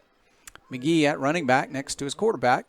Fake it to McGee. They'll throw the sideline again, and there's more yardage after the catch. They'll drive him out of bounds on the far sideline. And the Badgers bring in quite a bit of pressure on those last couple plays, but just some good quick reads there from Thomas, making good, smart decisions and finding his open man. Good yards picked up there on those last 2 plays for the Cardinals. Hayden Harper, one of the Badgers, in on the tackle. Fairview finding some rhythm now on offense behind Thomas at quarterback. He'll roll to his right. He looks downfield. He is under pressure, and there are flags down. He's going to be sacked back at the 45-yard line, and let's see if the flag is holding. It's in a spot where you would expect to see that, and that is the call. Holding against Fairview. Maybe that'll put a crimp in this offense that has looked strong here so far in the 2nd quarter. And we've seen penalties prove costly for the Cardinals up to this point in the contest. Back a couple drives ago for the Arkadelphia offense, we saw a couple of 15-yard penalties lead to a quick score for the Badgers. So now the Cardinals perhaps facing similar situations here with their offense. We'll have to see if they can recover pretty quickly. Quite a long conversation for a simple holding call. Let's see what the officials decide to do here at the end of the play. And it seemed like Thomas was indicating something at the end of that play, as if there was maybe a missed call somewhere. I'm not quite sure what the discussion is about. Well, it is now involving the coaching staff for Fairview. The officials are having a long conversation.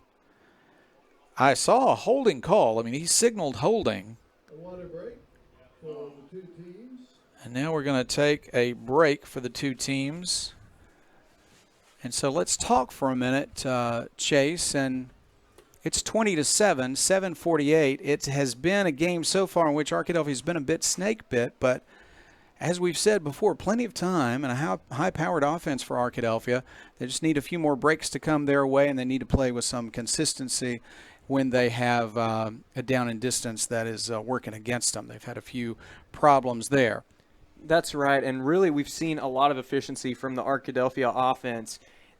We've seen Witten have some great throws, just great counteracted by great defense from the Cardinals. They've been playing excellent football up to this point, but we've seen some breakthroughs on the last few drives. Again, a few snake bites there from penalties and the like, and just some of the circumstances that come with the game.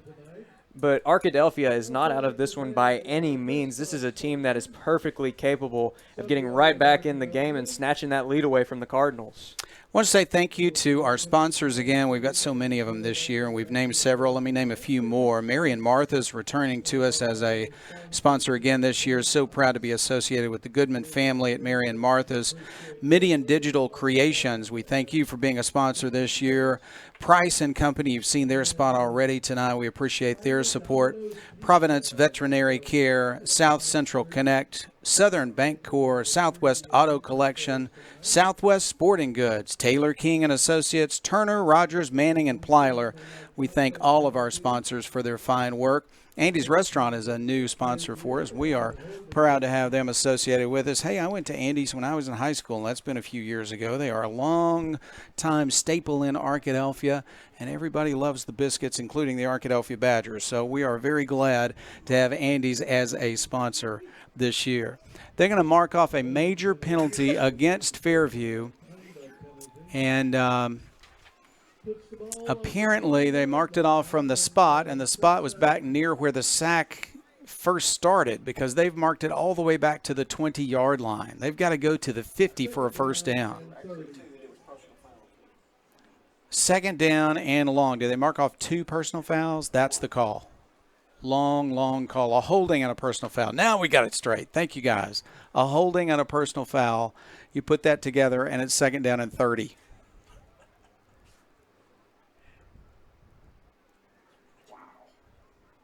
Thomas looking at his receiver saying, you guys just run as far as you can, and I'll throw the ball up. On second and 30, Thomas is back to pass. He does want to throw deep, but he doesn't find anyone to throw to, so he's going to run. Ooh, he breaks out. He's a fast runner. Up to the 25, looking to spin. He's going to be knocked down at the 26-yard line. He's elusive, Chase, but it's hard to elude the Badgers for 30 yards, so he got a short gain. That's right, and just a great read there. We haven't really gotten to see much of Thomas's speed up to this point. We saw it on that play right there, but just an excellent read from the snap, forcing the pressure onto Thomas by the Badger defense, and they were able to make a good play, a good open field tackle. For the Cardinal fans who were around in the 1980s, just think about Ozzie Smith playing quarterback. That's kind of what that looked like on that play. He's got some ability to move. He does play shortstop, by the way. Moving to his right, now a flag goes down. Let's see what that call might be. Going to be offsides this time against Arkadelphia, so they'll give 5 yards back to him. It is third down and very, very long, and they are going to call it against Arkadelphia. To the 31-yard line it goes, so it is going to be, they need 19 more. Third down and 19. Arkadelphia secondary kind of licking their chops now. Maybe they can pick one off if Thomas decides to throw long. Third down and long. About the 31. Fairview on their own end of the field. They want to pass. Thomas now wants to run. He'll get it a little bit of yardage. He's up to the 35, but they're going to drag him down. Ooh, knock him down hard on the sideline. He's going to bounce up and be okay. But it's just a short gain and fourth and long coming. I would think they would punt the ball away. We have seen Fairview with some difficulty on the snap on punts and a little bit of difficulty catching the snap on punts. So let's see if Arkadelphia decides to go after him or set up for the return, as Latonio Hughes is going to settle back deep and hope for a chance to return a punt. And as we saw last season, Hughes is perfectly capable of making some big plays on special teams, and we'll see if he can get a big one right here. Would definitely be a much-needed shot in the arm for the Badgers.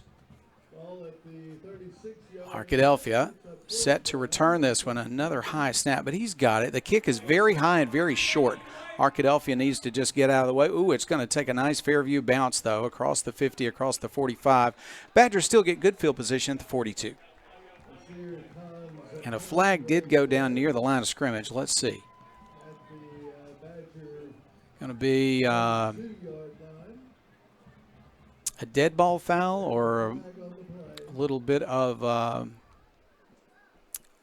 personal foul, unsportsmanlike. Take your pick. Let's see what it's going to be. The Badgers basically were trying to run away from the ball, so this might go against Fairview, but instead of predicting that, let's just wait for the official. You see him on your screen. He's having a conversation. Now we're going to get a call. Flags at the 37-yard line.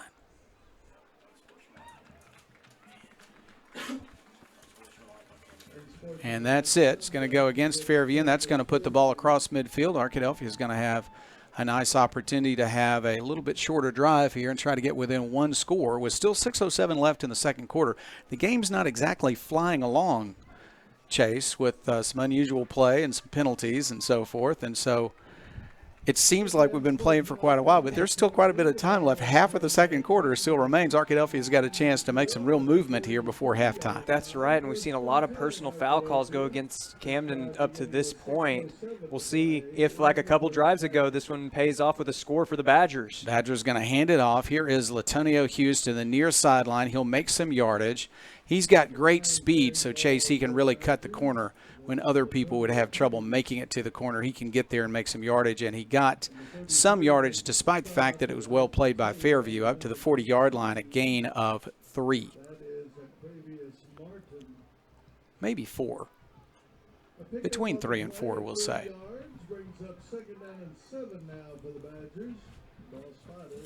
Carter Babb into the game for Arkadelphia. He's going to line up on the left side in the slot. 2 receivers on the left, 2 on the right side. Arkadelphia wants to pass. Witten's going to throw deep down the right sideline. He's got an open receiver. Lloyd, 5-yard line. Touchdown, Arkadelphia.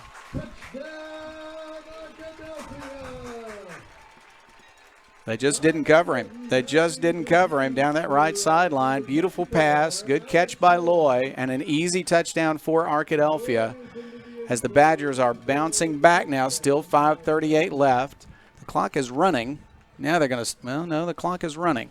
But still, Arkadelphia doing a nice job getting right back into it. They need an extra point here to trail by only 6. Fairview trying to get a player on very, very late. He is going to have time to get in there and line up. And Arkadelphia will kick the extra point. The kick is up, and it is perfect. Extra point made by Spencer Allen. And Arkadelphia has pulled to within 6. It's Fairview 20, Arkadelphia 14, 5:27 left. We are in the second quarter, and we'll be back after this. Hey, I didn't order any pizza. Jake from State Farm. After you saved me so much dough on insurance with that Parker promo, I devised a promo for you. Here's the deal, Parker. State Farm offers everyone surprisingly great rates. Right. Pepperoni pockets, cuckoo crusties. There's no promo, it's just great rates. And a side of ranch. If you want the real deal, call State Farm agent Austin Wingfield in Arkadelphia today. Like a good neighbor, State Farm is there. As a family-owned sporting goods supplier since 1950, Southwest Sporting Goods understands the value of customer service and is committed to providing the best quality customer service and merchandise available. Southwest Sporting Goods is located in Arkadelphia, but also has salesmen that cover the entire state of Arkansas to help ensure that their customers will receive the best customer service and pricing that can be found. Southwest Sporting Goods, located in downtown Arkadelphia, supporting the Badgers since 1950.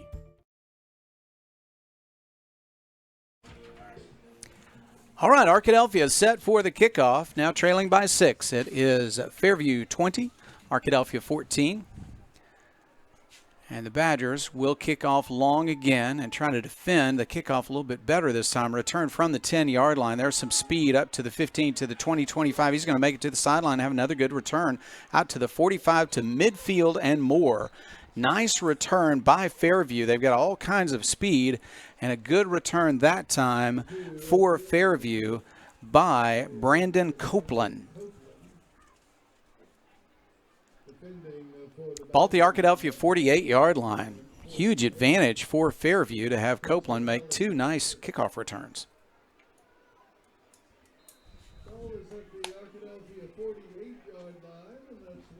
Back on the field now, quarterback Martavius Thomas, who started out the game handing off mostly in the first quarter, but he has been a star in the second quarter, his passing and his running. Fairview will line up. The offensive tackles are both Division I players, they say. Committed to that. But Arkadelphia's defensive line has played well. Here's a running play, hitting the backfield, breaking a tackle up to the 40, down the sideline to the 30, to the 20, and out of bounds on a nice run. He's had a big night. That, again, is Brown. What a good night he has had. And just another excellent run to the outside there by Brown, making a great play there. Followed his blockers, found the space downfield, and was able to get a nice gain from that one. Great blocks from the offensive line. Arkadelphia lining up defensively,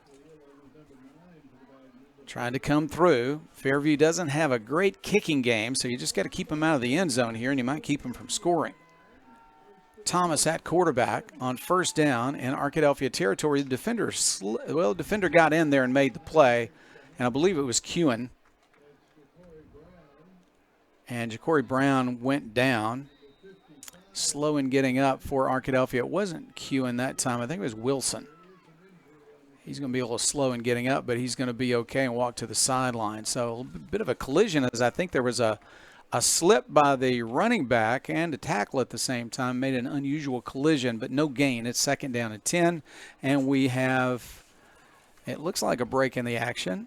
And let's keep it here for a moment, Chase, as we talk about there's 4:51 left before halftime. Arkadelphia, if they can get the ball back down by 6, you just have the feeling they might have the lead at halftime, but the first order of business is to stop Fairview on this drive. That's right, and it's been tough going so far trying to get the stops. Arkadelphia has made some great plays. This is an offense that we know that is very capable of putting up points on the board. Just a year ago, they averaged 33 points a game, but the Badgers have had a way of really doing a great job of containing the Cardinals over the years. A little bit of a rough stretch due to some unusual circumstances to start out the game. But so far, Arkadelphia defense holding pretty strong. They could get a good stop right here. And then, just as you mentioned, they could turn the tide in a big way by getting a quick score before halftime and taking that crucial 1-point lead. Again, that extra point, that missed extra point that opened up the game could prove to be a big factor as we go into this game, later into this game, especially with it being a one-score game right now. McGee is the running back. The quarterback is Thomas. Arkadelphia sets up defensively. He wants to throw the ball and will fire it complete, but well defended for a short gain there on the defense. That time was Latonio Hughes. He's everywhere on offense and on defense. He is, and again, we talked about his quickness, and he was very quick to the ball on that one. Great coverage, read the play well, and was able to force just a short gain there. Great open field tackle, and now it's third down for the Cardinals in their own red zone. Third down, 5 yards to go.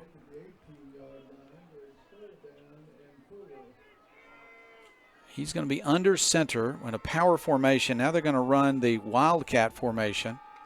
And this is McGee. McGee wants to run. To the right side he'll go. He's got some yardage inside the 15-yard line. That's close, but I'm not sure he's going to have it. The spot, I believe, is going to be a yard short.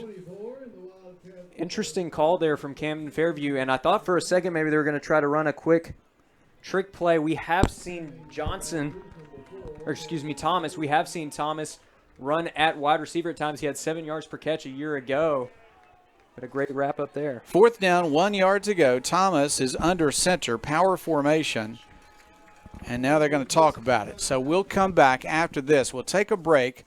Fourth down and a long one, maybe a short 2 for Fairview when we come back. 3:41 left. Fairview leads it 20-14 over Arkadelphia. We'll be back after this. As a family-owned sporting goods supplier since 1950, Southwest Sporting Goods understands the value of customer service and is committed to providing the best quality customer service and merchandise available.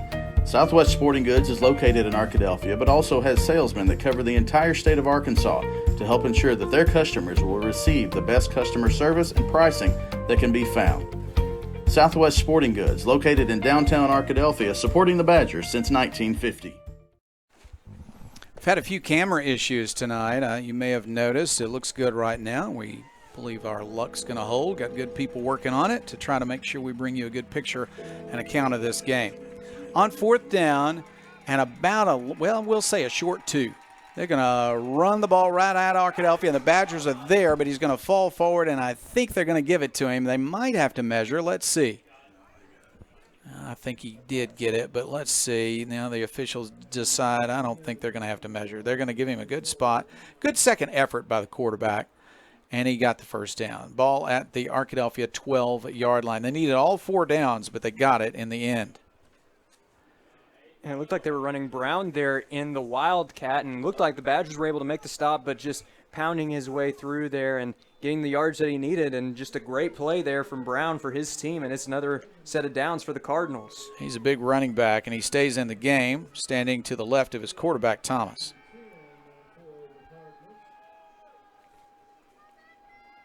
He's going to hand it to Brown. No, he's going to keep it. Good fake, and he's got yardage. Inside the 5, Thomas to the 3-yard line. I'm telling you, that was a great fake. Faked me out, faked out a couple of defenders, and he got good yardage. Yep, he did, and that was just a great option read. Made the right call there, keeping it for himself. And a great job there in the secondary. He could have very well been gone, but it was a great open field tackle there. A couple of Badgers in the secondary able to make the stop, and it'll be 2nd and short now for the Cardinals inside the 5. They're going to spot the ball at the 3-yard line, and it's 2nd down. Still just 2nd down. Thomas at quarterback gets the snap. He's going to hand off, and now getting near the end zone, but I don't think he got in. No, he's at the 1-yard line, but that might be enough. I believe will be enough for a 1st down. It's going to be 1st down and goal from the 1. 1st down and goal from the 1. Fairview has made some mistakes in this first game of the year, but they have not turned the ball over, and Arkadelphia might be looking for that right now. It would be quite a break if Arkadelphia could avoid giving up a touchdown in this situation. 1st and goal at the 1.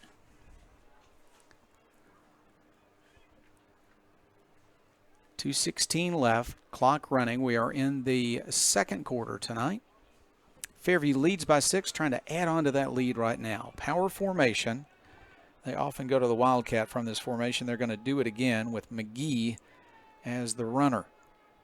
He'll take the snap. He'll run to his left. He will find a hole, and he'll make a touchdown. So Fairview is able to get in and extend their touchdown lead to 2 again. Of course, one of those touchdowns was on a turnover, and another was the result of a turnover, but the offense for Fairview is starting to come together as well, and they lead it by 2 touchdowns. Yep, and it was another good run there from McGee. Looked like the Badger defense had a pretty good read on it, but McGee found the opening in the defensive line and was able to follow his blocks into the end zone for the score. Just another good play there from the Cardinals offense. Fairview sets up for the extra point attempt. Kahn is the kicker. His kick is up. It is a line drive shot, and it is good. So Fairview, with the score, has a now 27-14 lead over Arkadelphia. 1:55 left in the 2nd quarter. Arkadelphia still got time to score again before halftime, and they'll certainly not be afraid to put the ball in the air to make that happen. We'll take a break and be back after this. Everyone's known for something. Ours is simple. At the Southwest Auto Collection and iDriveSWA.com, you get the absolute lowest price on America's best brands. Ford, Lincoln, Chevy, GMC, Buick, and Chrysler, Dodge, Jeep, Ram. The best selection and the lowest prices guaranteed. And we deliver anywhere in the state, plus tires for life.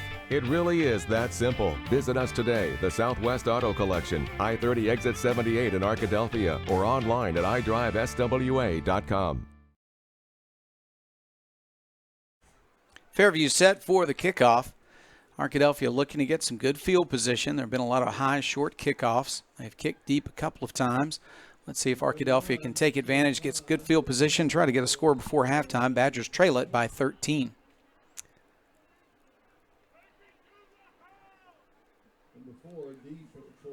Here's Kahn's kickoff, and it is going to be a deeper one this time, very returnable from the 21-yard line. Arkadelphia will return it up near the 30-yard line. Nice cut to the 35, to the 40, and knocked down at the 41-yard line, but still good field position. Arkadelphia takes over, needing 59 yards for a touchdown here before halftime. Still plenty of time. 1:47 left, and Arkadelphia has 2 timeouts. And as we've seen already in this game, Arkadelphia perfectly capable of picking up some quick scores. Also here for Camden on defense, you got to be careful. We've seen a lot of personal fouls that have come back to bite them. In fact, both of the past 2 scores were perhaps hastened by penalties committed by the Cardinals and led to quick scores for the Badgers. Ball spotted now back at the 40-yard line, so they need 60 yards. Here is Whitten back to pass. He'll fire the ball into the flat. That is an incompletion. In and out of the hands of Loy, who scored the touchdown earlier. Arkadelphia 2nd down and 10. Whitten has shown a great arm. suffered through a few drops in the first half and a few big plays, including a touchdown to Loy earlier in this quarter. 2nd down and 10. Arkadelphia, no running backs, everybody a receiver. Deep pass. Fairview will drop the ball as they had the deepest receiver that time, a safety getting over there to knock the ball away. Incomplete. It looks like there was just some great defense there from the Cardinals. Ja'Shawn Davis right there in the middle of the pack. Great speed there from Davis, though, running his route well, and the ball was just thrown out of his reach. A good play there by the Cardinals defense to knock it down. Arkadelphia lines up. 2 receivers on each side. Davis is the running back. Whitten at quarterback.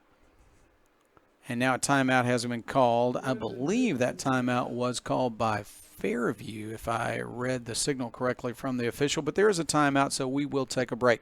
1:37 left in the first half. Fairview 27, Arkadelphia 14. We'll be right back.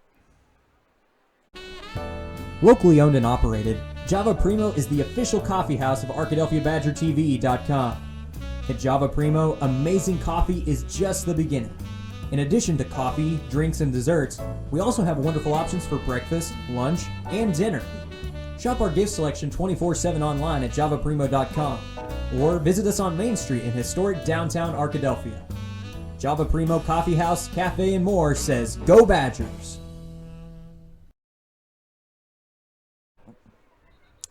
Glad to welcome Java Primo as a new sponsor for us this year.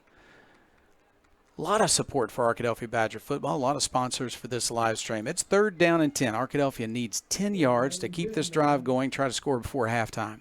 Whitten wants to pass. Across the middle, incomplete, and it is going to be interference. No doubt about it, the defender just grabbed the receiver and held on to him. They caught him, so Arkadelphia is going to benefit from that call. Accurate call. Yep, Tate got a little too aggressive there for Fairview, and that's going to be a costly penalty. Would have been 4th down if he hadn't committed the penalty. And now a free 1st down for Arkadelphia, and that moves them into enemy territory.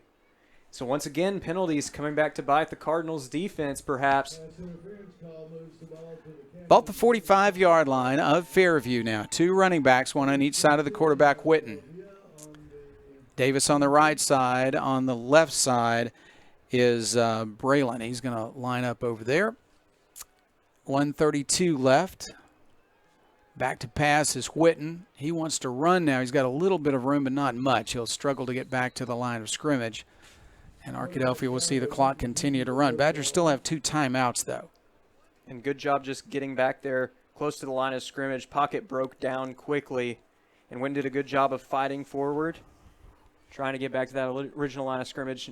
Not too much damage done on that last play. 2nd down and 11. Whitten wants to throw. He's looking to his left. Now he's going to roll and run. He's got some yardage, but they're going to catch him from behind before he can break into the open field. He got the yardage back he lost on 1st down and maybe another yard, but it's 3rd and long coming. And that was Jacoby Barker that made the great open field tackle there for the Cardinals. Arkadelphia has called timeout, and so we will take a break also. 56 seconds left. We're in the 2nd quarter. Fairview 27, Arkadelphia 14, and we'll be back after this word. Turner, Rogers, Manning & Plyler CPA is a longtime supporter of the Arkadelphia Public School District. Turner, Rogers, Manning & Plyler has established a reputation for providing clients with outstanding services that include auditing, accounting, and tax and business consulting. Contact Turner, Rogers, Manning & Plyler today at 870-246-4563 or by visiting them at 305 Professional Park Drive in Arkadelphia. Turner, Rogers, Manning & Plyler says, Go Badgers! Doctors Gary and Rob Rucker are proud sponsors of this Arkadelphia Badger broadcast. Dr. Gary and Rob Rucker supporting the Badgers since 1996.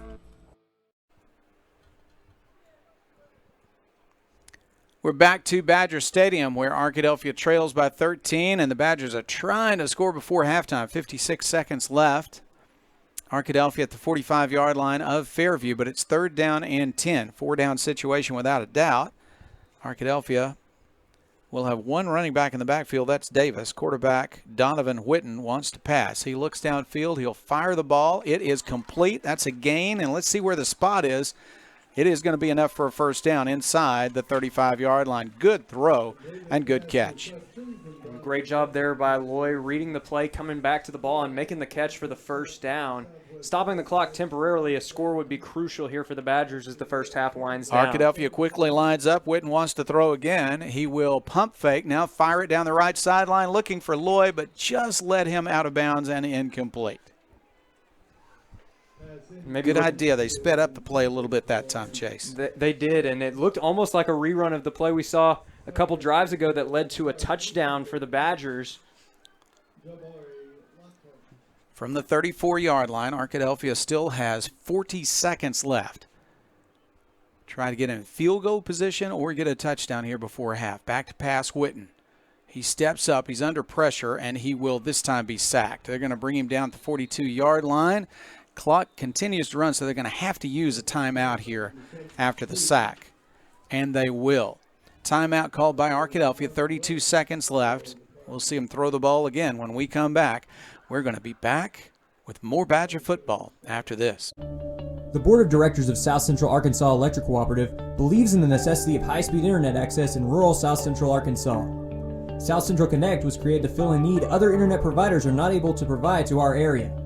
South Central Connect, through our local cooperative, brings the necessity of internet service to your house, much like they did electricity in the 1930s. Sign up today at southcentralconnect.com or call 855-269-3429.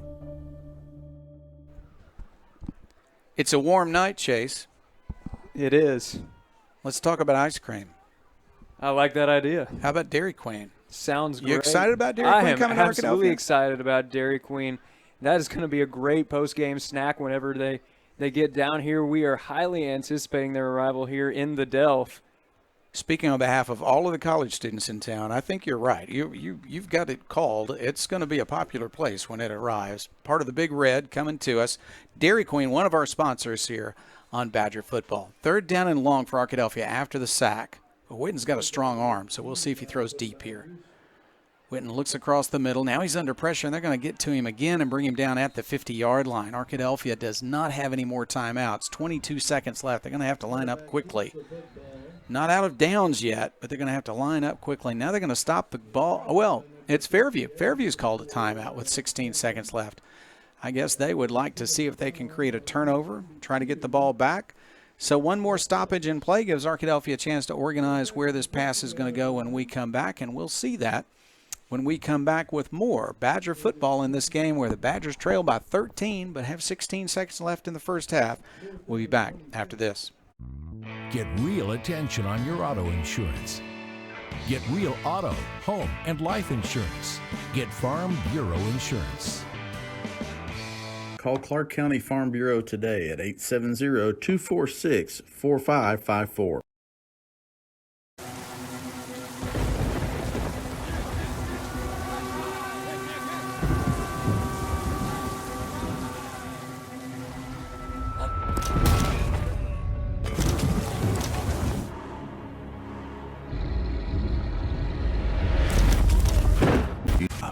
In Arkadelphia, contact shelter agent. Arkadelphia back to work. They're going to punt the ball and send it downfield. Everybody just standing watching because I think a whistle blew before the kick. Going to be a motion penalty against Arkadelphia. They're going to have to try this again. Ball will move back to the Arkadelphia 45-yard line. So the Badgers are not going to get points here before halftime. And Fairview will try to return this kick or try to turn something into points. But odds are we're going to see a 2-touchdown deficit for Arkadelphia at halftime. Can't blame them for not just firing the ball down the field because Fairview had 3 fast defensive backs just standing there waiting for a long pass. So Arkadelphia has decided to kick the ball away instead. Here is a kick near the sideline. Nice kick. It's going to roll out of bounds inside the 20, though, and that will stop the clock with 8 seconds left. So Fairview might run out the clock, or Chase, they might just try something from the back of the playbook. Yep, and it'll be interesting to see what they go with here. You know, that you're getting the ball in the second half, or to start out the second half. So the question is, do you go aggressive? Do you try to get that 3-score advantage going into the break, or do you just try to run the clock out here knowing that you're getting the ball first next half and then take that 2-score lead into the locker room? At halftime, by the way, you're going to see the Arkadelphia High School Band. You're going to see everybody that is performing here at halftime for this large crowd that's turned out here at the stadium. Everybody performing for them, you're going to see on the live stream. You're also going to hear a statistical update from Jim Rothwell, and Chris Babb's going to visit with you at halftime. With 8 seconds left, they're going to line up and fire the ball long. Here's Thomas. He'll throw it to the sideline. He'll make a yard or two and step out of bounds, and there are 3 seconds still left. Nice way to gain 5 yards, but they've got 80 more to go. That's complete to number 4, Michael Swell. We know Thomas can heave the ball downfield. I think he's got one more opportunity to try that. You think they're going to wind it and let it go without running a play, and they will. So no more plays in the first half. Instead, it is the end of the half, and Arkadelphia is trailing at halftime. Arkadelphia down by 13. It's Fairview 27, Arkadelphia 14. We'll be back with the Southern Bancorp halftime show. Well, now we got to stay here because the officials have decided that they should not have run out the clock. In fact, they're going to run one more play. Fairview apparently said, we want our last play. We want our last play. There were 3 seconds on the clock. The scorekeeper, the clock keeper, thought that the official had wound it. But now he's changed his mind about the winding, and he's going to put 3 seconds back and let him run one more play. Fairview wants their last play, so let's see how deep he can throw the ball. He will back up. He is under pressure. He will stop. He will run. He will be hit from behind and knocked out of bounds. Well, that didn't help anything, but Fairview wanted to give it a try, and so they had that opportunity. Now we have reached halftime. No kidding, folks. It is really halftime this time. Arkadelphia is going to be allowed to actually leave the field, as they tried to moments ago at halftime. It is Fairview 27, Arkadelphia 14. Halftime show coming your way after this.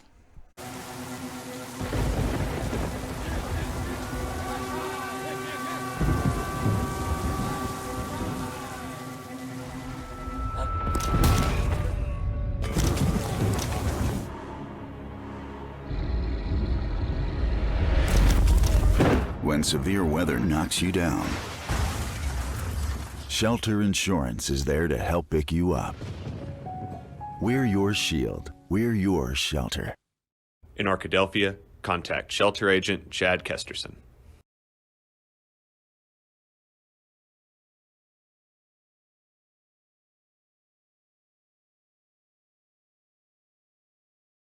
21-22 Badger cheerleaders. I don't do the most, but I do a lot. I'ma make a toast, cause we still alive. No big, I feel like pop. I shoot a shot. I'm coming in. Coming in. Shoot that.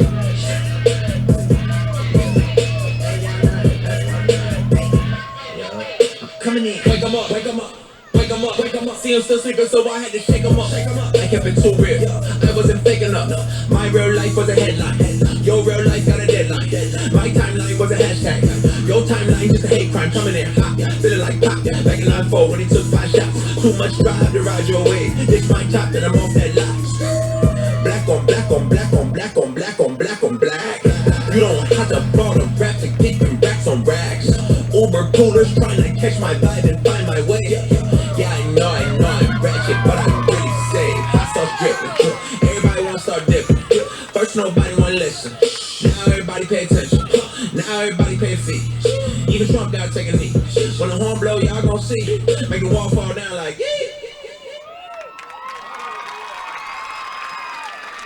Your Badger cheerleaders. It was the Arkadelphia High School Badger cheerleading squad. It is the Southern Bancorp halftime show, and you will get to see the Arkadelphia Dazzler dance team, then the Arkadelphia Badger Pride marching band. The Dazzler dance team will perform. You see them on the near sideline. So now we'll turn it over to public address announcer Steve Patterson as the Arkadelphia High School Dazzler dance team prepares for its first performance of the 2021 season.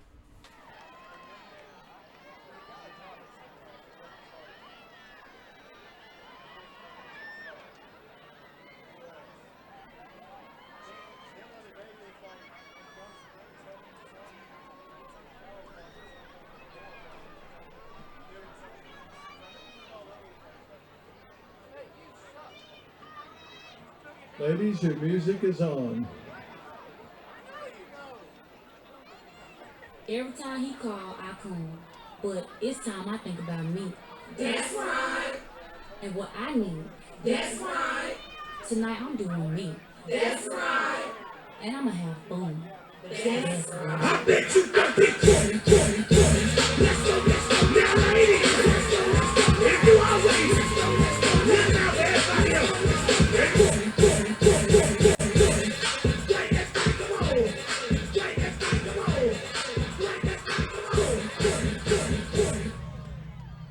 They don't make them beats like they used to, they don't make them beats. They don't get their life like they used to, they don't get their life.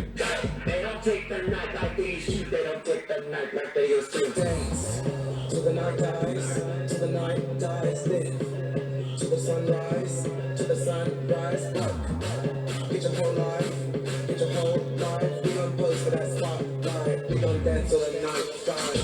Y'all know what I'm ready to do, none of these is with me. And I'm ready to shake the giant of the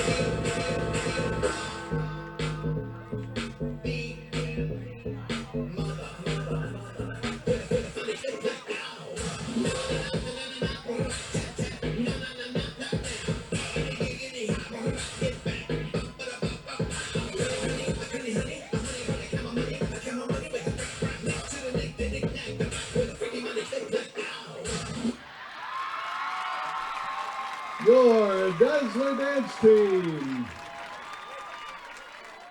That was the Arkadelphia High School Dazzler Dance Team, and its first performance. You see some of the team running off to the near side, some of those running off to the far side, as we will now prepare for the first performance of the year from the Arkadelphia Badger Pride Marching Band. You see their theme on the screen, The View from Above, the T-shirts that the band members and band supporters are wearing. The View from above, and it's got an airplane in it. I don't want to spoil the theme, but as soon as we take that off, you'll probably be able to tell what the theme is. The band is under the direction of Director Aaron Seal, Assistant Directors Whitney Smith and Aaron Fowler, and the drum major for the 2021 Arkadelphia Badger Pride Marching Band is Colson McKinney.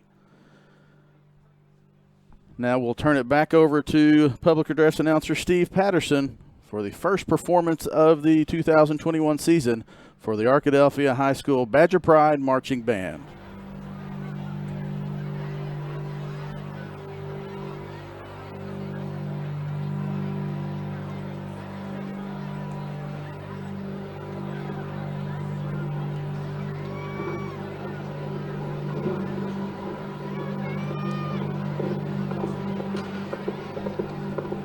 The band is 147 members strong. Ladies and gentlemen, taking the field for your halftime entertainment and sponsored by Southern Bancorp of Arkadelphia, your 5 time in a row state champions, the Arkadelphia Badger Pride Marching Band. The Arkadelphia Badger Pride Marching Band will be presenting their 2021 competition show entitled Flight, The View from Above. The school's musical selections here in the first game include 1,000 Airplanes on the Roof by composer Philip Glass. Ladies and gentlemen, please prepare for flight and put your tables in the upright position. Fasten your seatbelts and hold on tight as you join me in welcoming drum major and our pilot, Colson McKinney, and the Arkadelphia High School Badger Pride Marching Band.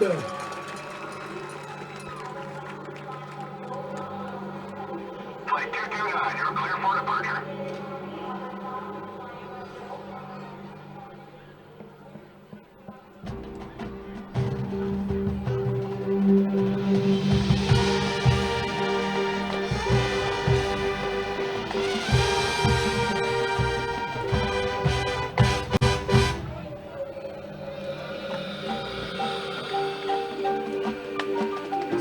Fasten the seatbelt sign.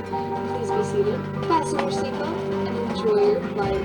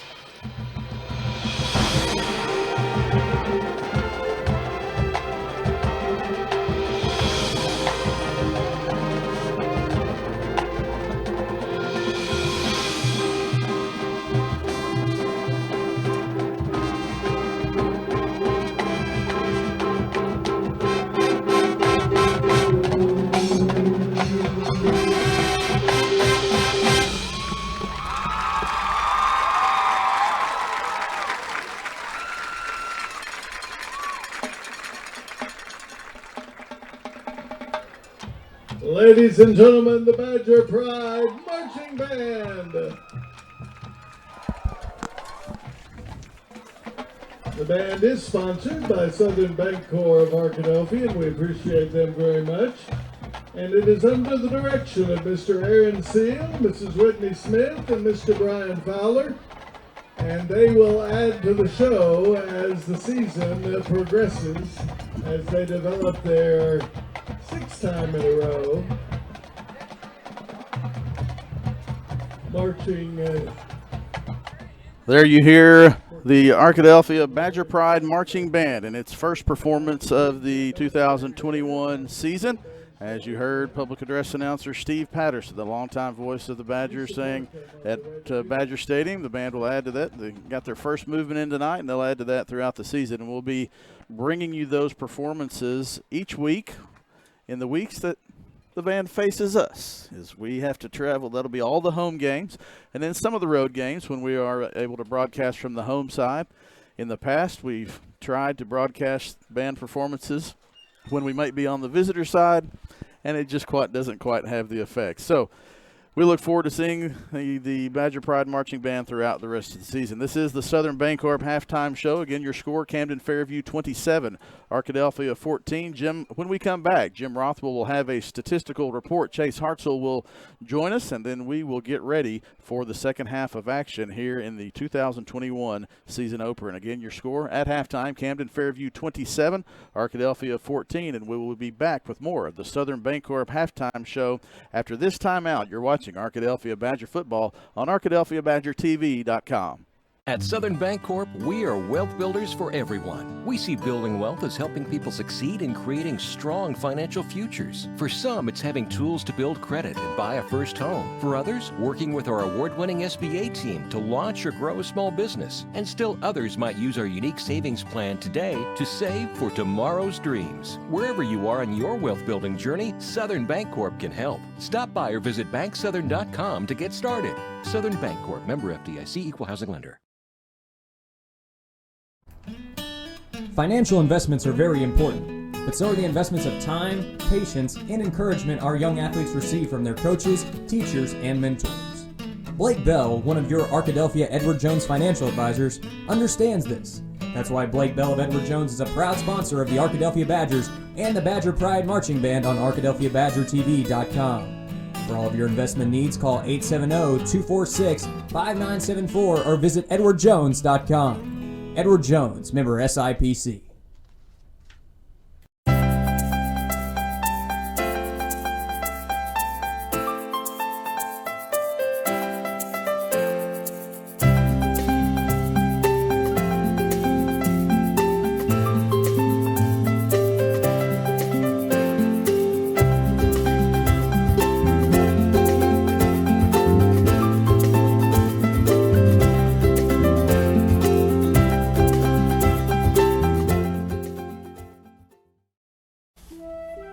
Locally owned and operated, Welch Funeral Home has been serving the Arkadelphia community since 2005. Our goal at Welch Funeral Home is to offer every family that will allow us to serve them the most caring, dignified, professional service at the most affordable price. With over 40 years of experience in the funeral home industry, owner Tim Welch and Welch Funeral Home have also been longtime supporters of the Arkadelphia Badgers and Lady Badgers. Contact Welch Funeral Home at 870-230-1400 or visit them at 202 South 4th Street near downtown Arkadelphia. Under perfect conditions, your car traveling at 65 miles per hour can stop in about 300 feet. That's the length of a football field. But a fully loaded tractor trailer, one that weighs 80,000 pounds, will take 2 football fields to stop. And that's if the driver is rested, paying attention, and the truck and load is properly maintained. If you're in an accident with a big truck, call 1-800-CAR-WRECK. Get the experienced team that's going to be on your side, by your side. Price & Company Insurance is the area's only trusted choice independent insurance agency. What is that, you might ask? An independent insurance agency works for you, the customer, and not the insurance companies. So the next time you're shopping for home, auto, business, life, or health insurance, we invite you to experience an unprecedented level of customer service and expertise. Call or click for a quote today.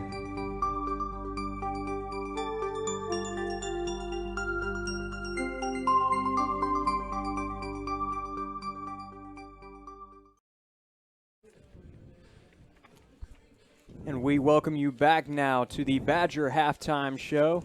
Still got a little bit of time before the second half gets underway, but before it gets underway, we're going to take a look back at the first half, especially from a statistics standpoint. We have our statistics expert joining us at this time, Jim Rothwell. Jim, thanks for joining us. Glad to be here. So what were some of the main stats that really stood out to you looking back at that first half? Well, it's interesting. Arkadelphia actually leads in total yards, 134 to, let's see, 117. The big thing for Camden-Fairview, penalties, 8 penalties for 95 yards. I think they had 4 personal foul penalties there. Arkadelphia did a good job for the first game of the year. They had 4 penalties for 35 yards. A couple of key plays. The muffed punt early sort of set Fairview up. Arkadelphia could have had the ball again and maybe moved down the field a little bit. They were moving the ball most of the first half. Just some mistakes on their part, some good plays by Camden-Fairview. The other big play was where the Camden-Fairview player just took the ball out of Whitten's hand there and ran for a TD. So Camden-Fairview actually only had 2 rushes for more than 10 yards. One was 24 and one was 21. So they did a good job defensively. 17 carries for Fairview for only 56 yards. 2 of those over 10 yards. That's not a bad job defensively. Passing, Fairview was 6 for 61 yards. Started off fairly inaccurate, but then I think his last 4 passes for Camden-Fairview he completed there, so sort of got them moving a little bit toward the end of the first half there. Overall, Arkadelphia's defense played very well. It's just those couple of key plays that set up short scores. Muff punt set up a short score. Taking the ball was a little bit longer, but it was still an opportunistic score. Offensively, Whitten has had streaks. He started off several incompletions, several passes dropped early. He ended up for the half for 10 of 24. 24 passes in the half. We're looking maybe at 50 passes total by the end of the game. He's thrown for 134 yards. He does have 2 TDs. Rushing, Whitten's the leading rusher, 6 carries for 59. Fairview's done a good job stopping Deshaun Davis rushing, but Deshaun often starts out slow. And then second half, his power and strength begins to show. So we'll see maybe that in the second half. He had 7 carries for 28 yards there. Receiving, obviously Alex Lloyd, the big key player there, 4 receptions for 87 yards and the TDs there. So good job offensively, just some inconsistency from Arkadelphia, moving the ball well. And then on the defense, really just playing a good job, but those 2 plays just set up Camden-Fairview scores and gave them short fields and opportunity to score. Otherwise, we'd be probably looking at a Arkadelphia lead of 14 to 13 or a tied up game or something like that other than those 2. So it really hurt that Arkadelphia didn't get a score to end the half because Camden-Fairview does get the ball to score to start the second half. And to give them, if they come out and score, that's a 3-score lead, and that's going to be tough. Arkadelphia can score quickly, but Camden-Fairview is the kind that can grind it out. They've got some powerful backs. The quarterback's a good runner. So we'll see how the second half goes. Those were the things that stood out for me, just those 2 plays. Arkadelphia just has got to get in sync, there and be consistent in what they're doing. That I completely agree with you, Jim. Thank you so much for your input. It's really been a pretty even game minus those 2 quick plays. Yeah, and for a first game, very few turnovers other than the muff punt and then the takeaway there. Really not a fumble or an interception, true fumble or interception there. Other than Camden-Fairview's penalties, it's been a very clean first half. Well, we'll have to see how things progress as the second half gets underway here in a few moments. Before that, we're going to take a look at some notable scores from around the state. First off, we look at the conference rival, the Nashville Scrappers, currently playing a non-conference game in Pleasant Grove. They have been blanked thus far in the game, currently down 37-0 at the half. So a rough night for the Scrappers down there in Pleasant Grove. We'll see if they can draw a little bit closer in that second half. Going down the list, a lot of competition going on around the state. A lot of games out of state for a lot of these different teams. Definitely a lot of games and a lot of interesting matchups going on around the state right now. About 45 minutes north, two in-town rivals, the Lakeside Rams and the Lake Hamilton Wolves, going to battle right now. The Lake Hamilton Wolves lead that one 35-7.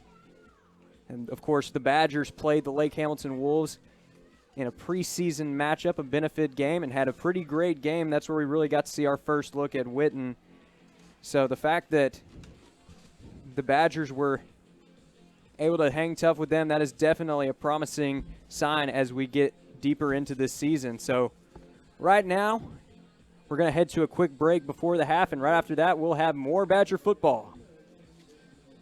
For over 75 years, Mary and Martha's Florist and Gifts on Main Street in Arkadelphia has served the people of Arkadelphia and her surrounding communities, providing a wide variety of floral and gift needs. Do you have a special occasion that calls for just the right touch of creativity?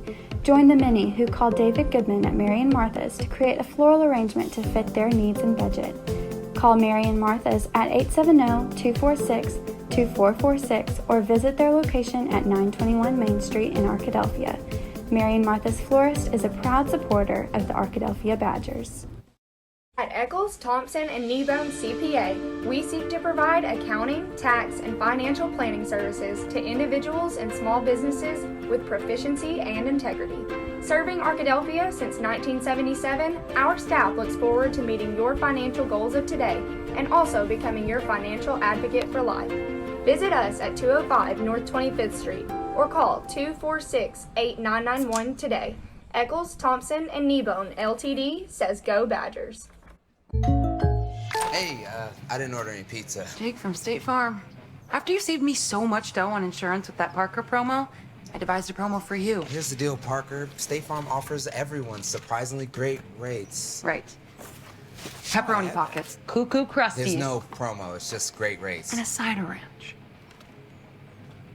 If you want the real deal, call State Farm agent Austin Wingfield in Arkadelphia today. Like a good neighbor, State Farm is there. Camden-Fairview won the toss before this game started. They elected to wait to the second half to receive a kickoff, and it's turned out to be advantageous for the Cardinals because Fairview leads Arkadelphia 27-14, and now they'll have the ball first to begin the second half. Arkadelphia has had a chance to regroup at halftime. If they can avoid a couple of turnovers, this game might be tied. Instead, it's a two-touchdown lead for Fairview, but Arkadelphia has moved the ball well enough that everybody in the stadium knows the Badgers still have a chance. Good crowd on the visitor side, a very good crowd from Arkadelphia turning out for this season opener non-conference game between these two teams. It's a humid night, and yet it's a very good crowd that has turned out, Chase. It is, and it's great to have football back here in Arkadelphia. You can tell just how much this community supports this team by the outpouring of support that we've seen here tonight with the attendance. We've had great numbers. It's been a great atmosphere for the first home game of the season. Arkadelphia's kickoff is short this time. It will bounce and it will roll out of bounds. So good field position for Fairview, but frankly not as good as their two kickoff returns, which went to midfield. So Arkadelphia decided not to kick deep again. And honestly, that wasn't a bad idea. We saw a couple of great returns there. Like you mentioned there towards the end of the second half, there were some great blocks on those returns. And so might have actually ended up with the better outcome by trying to go short there. One of the Badgers on the near sideline is cramping up a bit right now, so the officials have stopped play momentarily. First time we've seen that. We might see that some in the second half, Chase, because it's a very humid night here in August. It is, and that's something that you're going to see a lot here in the early season. But honestly, haven't seen it too much in this contest so far. These are two very well-conditioned teams. They put a lot of work in the offseason to get ready for this moment. And they're going to help him to the sideline. I think he's okay. He's just going to be a cramp that they've got to work out, and so we're back to action. Fairview will line up with a blocking back and a running back to the right of the quarterback. The quarterback, Montavious Thomas, has had a good night. He'll hand off on first down. Off tackle it goes, and Arkadelphia defends well, but he's still going to struggle ahead for some yardage. They're going to push and get up to about the 45-yard line and call him down there. And a good job there of swarming to the ball by the Badgers' defensive line, trying to stop the forward progression. Brown has had some great runs when he got space, but this time the Badgers not allowing it, and they were able to make a good stop there up towards the line. Arkadelphia lines up defensively. After that gain of 5, it's going to be second down and 5 yards to go. Thomas looks to the line of scrimmage, calls out the play for his blockers. Now he wants to run. A called quarterback run. He's going to dance ahead for yardage. Just depends on the spot, as he's going to sit on the 50-yard line. They're going to call it the 50 and a first down. And now another Badger is down with a leg injury that hopefully is just a cramp. And we're just going to see some of this in the second half. The first game of the season in the month of August, in the heat and humidity, we're going to see some of this. And I think we're in a spot where we could take a break. So if we, well, no, he's going to walk off now and hopefully be okay. Good to see him walking off under his own power. That probably is a cramp. We might see him back in the game. That's Kewen.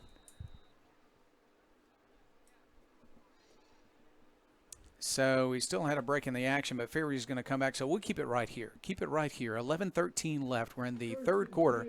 Fairview with the ball. First possession of the second half at the 50-yard line. First down and 10. And leading Arkadelphia by the score of 27-14. This big offensive line is going to try to take over the game at this point. Arkadelphia's defensive line has played well tonight, but they are outsized. Handoff to the right side it goes. There's some yardage, 3, 4, maybe 5 yards, depending on the spot. I think they're going to say it's a 4-yard gain to the Arkadelphia 46-yard line. On the carry was McGee. Good 1-2 combo with Brown and McGee at running back for Fairview. McGee will stay in the game. His quarterback, Thomas, also a good runner, has proven tonight to be able to throw the ball as well. And on second down and 6, they're going to run it. They'll try to make the corner, and they'll do it.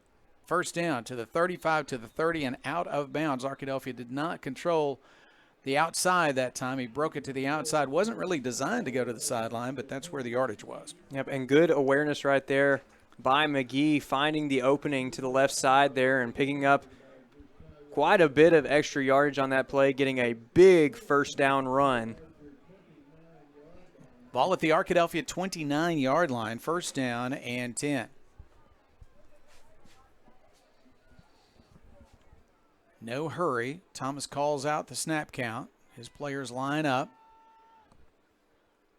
Slot back in position to block, and a flag goes down. Might have seen an illegal shift that time or motion. Procedure penalty will go against Fairview. It'll be first down and 15. That break will help Arkadelphia. Badgers need to bounce back here. They have not been down by 3 touchdowns tonight. They don't want to see that happen. That is for sure, and it's just been a great job thus far by the Badgers defense, even though they faced some tough situations. Started out drives back deep into their own territory. They've done a pretty good job of trying to stave off the Cardinals' offense, but this is just a really strong offensive team that we're seeing the Cardinals putting out here tonight. Done a great job on the ground and through the air. First and 15, Arkadelphia 34. Badgers want to blitz, but they don't get to the quarterback. He's got time, and now they'll get to him. It took a while. That's some good coverage in the secondary as the initial blitz didn't get there, but then finally Landon Kewen got in. Harper was the one that got in. Okay, Kewen got up also in on the play, but Harper got the sack. It looked like there was a penalty flag thrown at the end of that play.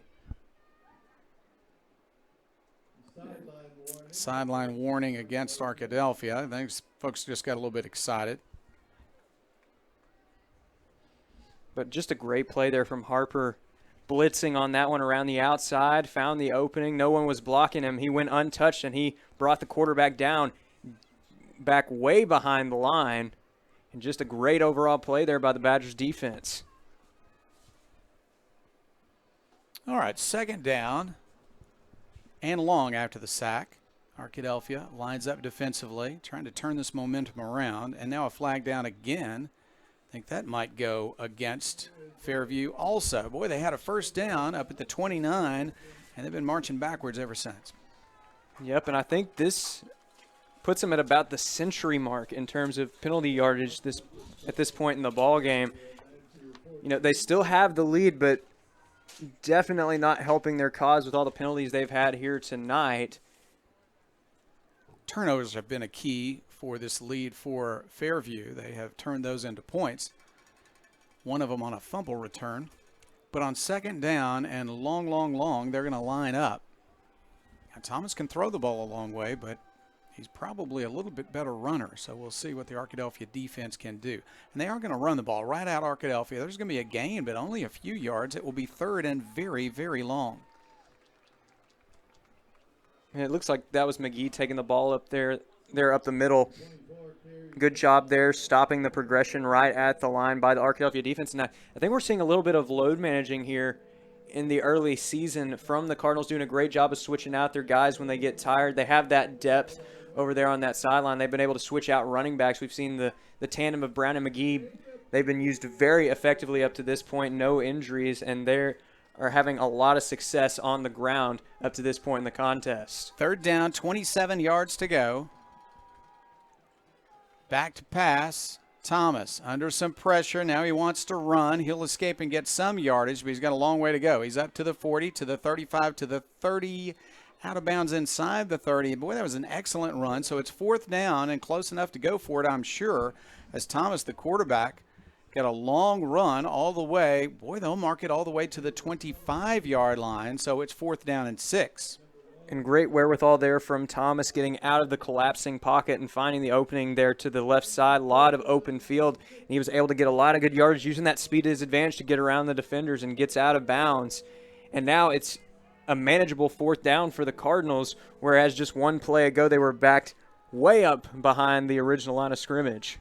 Thomas was slow getting lined up. He looked to the sideline, gets the play now. McGee to his left as his running back. On fourth down, they need 6. End around, and there is a nice cut, but he's going to be short of a first down. Arkadelphia will take over as he slipped down trying to make a cut. On the carry was the wide receiver Brandon Copeland, who did such a nice job in a couple of kickoff returns. That's a good call. He just slipped on the cut. Yep, and that happens sometimes.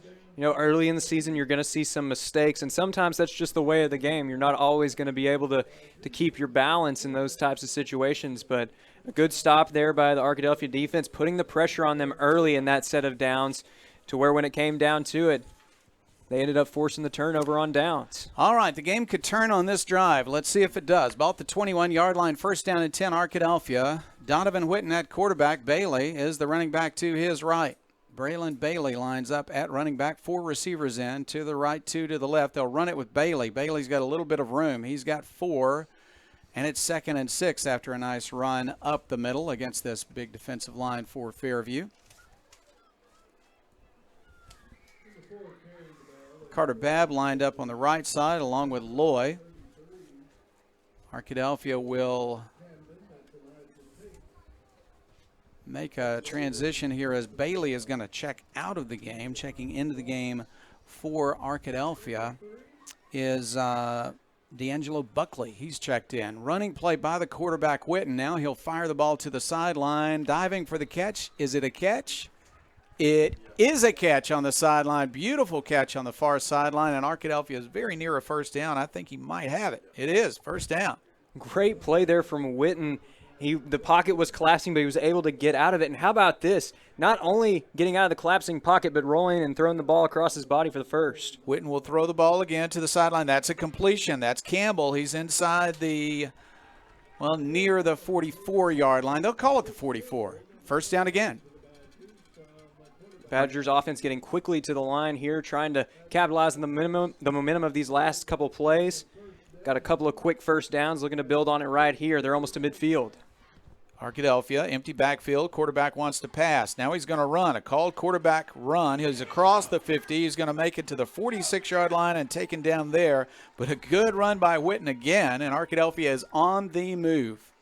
And Whitten again showing off the quick feet there, scampering close to a first down right there. We'd already seen 3 runs of 10 yards or more from him in the first half, and he's just adding on right now to his run total. 2nd down and 1.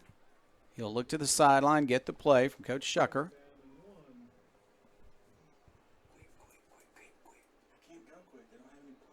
And now Witten wants to pass. Now he's going to run. He's got a little bit of room. Now he'll pass. He'll throw it downfield. It is incomplete, and I think it was picked off. Yes, he picked it off. Turnover, as that time the defender was able to move and make the play. A flag goes down. Dead ball penalty coming here in a moment, but a turnover again against Arkadelphia will end what looked like a very promising drive. Yep, and that would have been a tough throw right there. He was feeling the pressure, trying to roll left there, threw across his body, and just a great play on the ball there by the Camden defender, jumping in front of the wide receiver, read it right out of the quarterback's hands, and was able to make a great play for the Camden defense.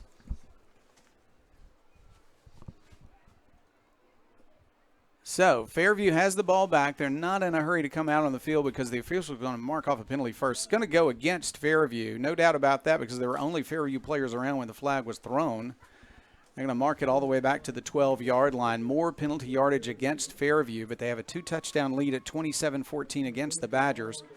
Turnovers, I should say, have been a bugaboo for Arkadelphia tonight. Back at the 12-yard line, 1st down and 10 for Fairview. Arkadelphia fighting the weather right now, humid. They've had a few players with cramps that are out right now, but no serious injuries that we know of. And it does look like Arkadelphia is going to play some backups for a little while, but some of these guys have had experience and some are heralded sophomores that are going to get some first game experiences at the high school level. Fairview makes a substitution, and they're ready for action. 1st down and 10, Fairview at its own 12-yard line. Running play right at Arkadelphia, and they'll get some yardage this time. Struggling ahead and now pushing and pulling and pushing and pulling and staying on his feet. Nice run.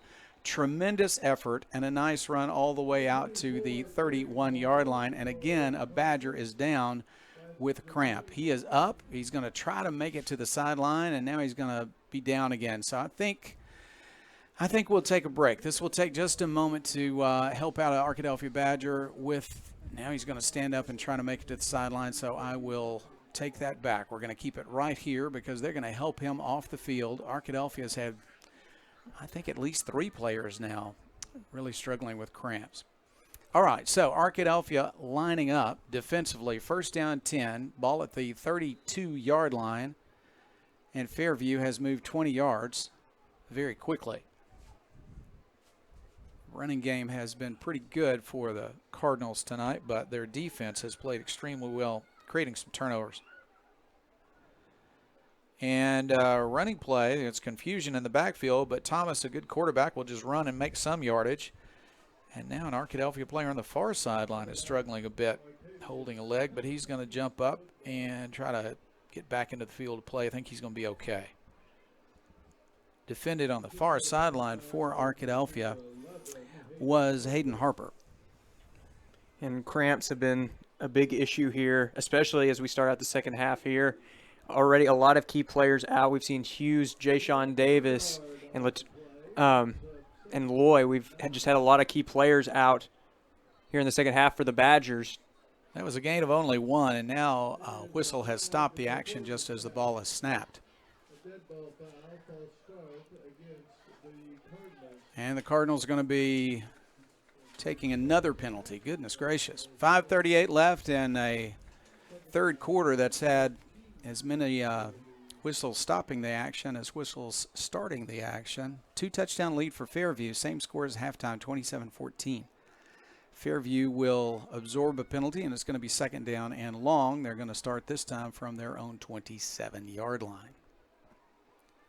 Arkadelphia backs up looking for a pass from Thomas. He will throw to the sideline. Ball is dropped at the 30-yard line. He threw it low, and his receiver couldn't dig it out. 3rd down and long. And a good job there by the Badgers defense, forcing a little bit of pressure there, trying to get the quick pass to the outside, but enough disruption there and that forced the incompletion. So now the Cardinals find themselves in a tough 3rd and long situation in their own territory. Arkadelphia perhaps looking for a turnover that could turn things around for the Badgers right here. Thomas at quarterback.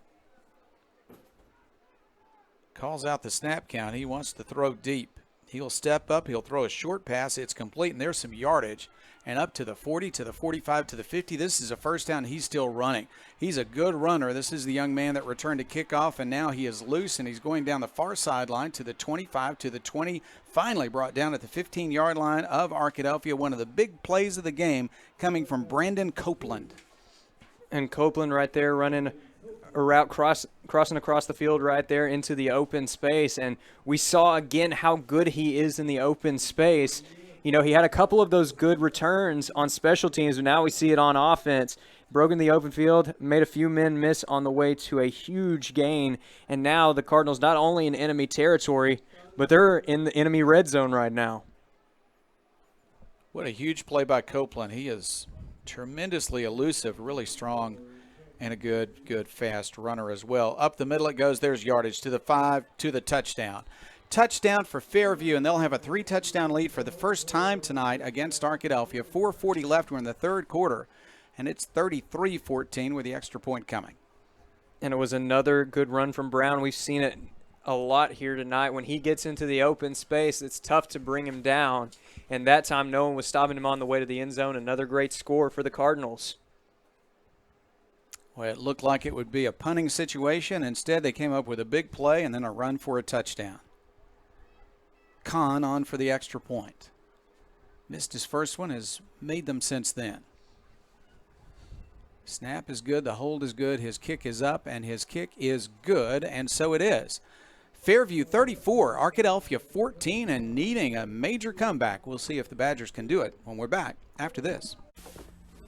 As a family-owned sporting goods supplier since 1950, Southwest Sporting Goods understands the value of customer service and is committed to providing the best quality customer service and merchandise available.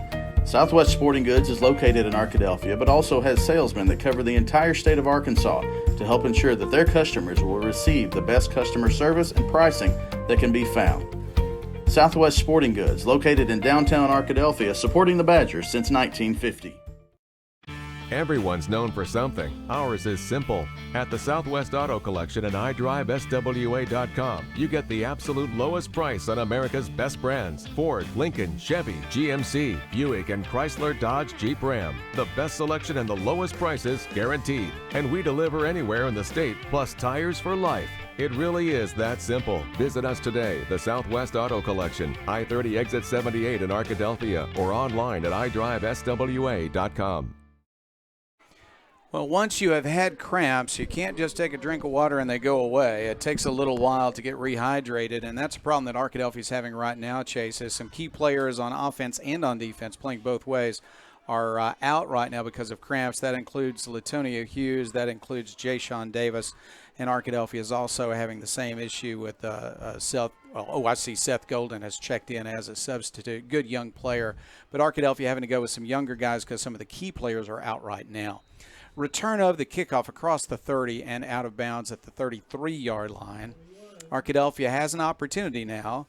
Witten's still in the game. He's got a strong arm. He's got some other receivers he can go to, and we'll see if they can put a drive together. Had a drive going on the last possession before an interception. Yep, and it was a tough throw trying to go across his body. It was a great play made in the secondary by the Cardinals. But again, we've seen it before with Witten. You know, he had that QB strip early in the game that led to a touchdown, but then he bounced back from that and had 2 passing touchdowns to close out the first half. So we'll see if he can do something similar here with this interception now in the second half. D'Angelo Buckley in at running back for Arkadelphia. Buckley gets the carry. Only a young sophomore. He's hit in the backfield and will lose a yard as he couldn't quite turn the corner. Fairview is energized just as Arkadelphia is struggling with cramps right now, and so their offense and defense really firing off the ball right now, doing a nice job. Arkadelphia needs a big play to turn some momentum around right here. Witten at quarterback on 2nd down and 11 calls out the snap count. He looks downfield, nobody to throw to. Now he'll step up. Now he runs to the side. He'll fire the ball downfield, and it's incomplete. Defensive back waiting for that pass, almost intercepted, intended to get to Carter Babb. It was incomplete. 3rd down 11 for Arkadelphia.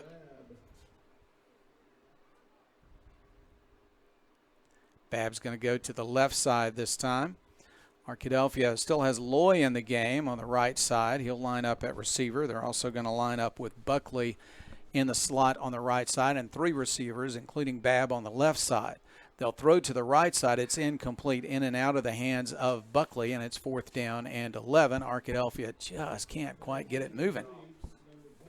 And 5 men running wide that time, and Buckley trying to turn back into the ball at the time. I don't think he knew he was the intended receiver.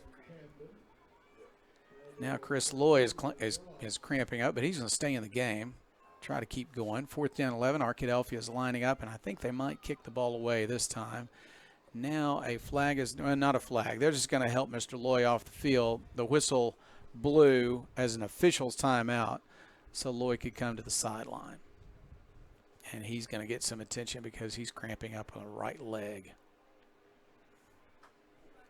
The 32-yard line, Arkadelphia lines up to punt the ball away. Witten's a really outstanding punter. Let's see if he can put a leg into this one. This one, though, is a low line drive kick. It bounces off a Fairview Cardinal, and Arkadelphia has the ball. Arkadelphia has the ball at the 40-yard line. Outstanding job by Trip Campbell, and Arkadelphia has an opportunity now. Yep, great wherewithal there from Campbell, seeing the ball and being able to recover it there for the Badgers. Just the first turnover of the night for the Cardinals.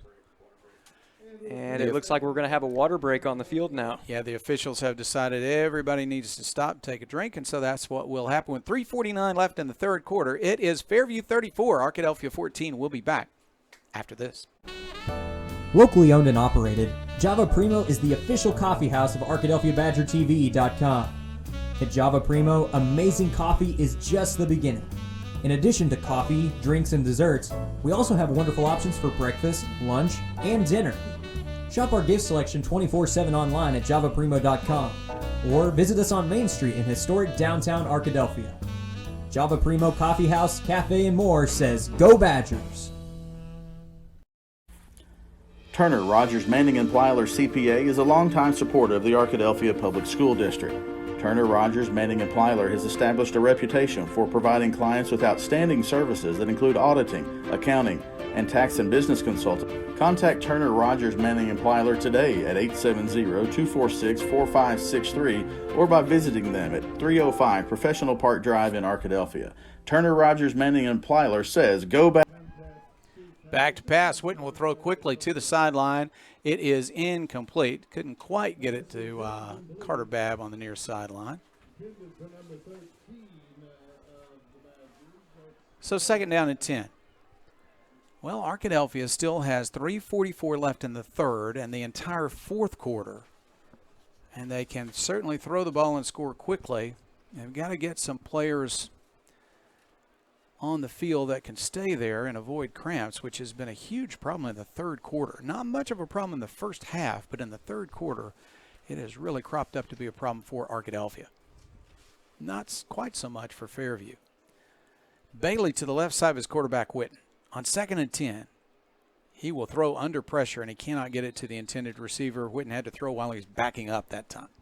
Yep, and just great speed there off the ends. We knew that the end positions were going to be a big factor here as we got late into this game, and there the pressure coming pretty quick from the Camden-Fairview defensive line, and they were able to force probably a pass that Witten wished he'd had back, or at least had a little more time to throw.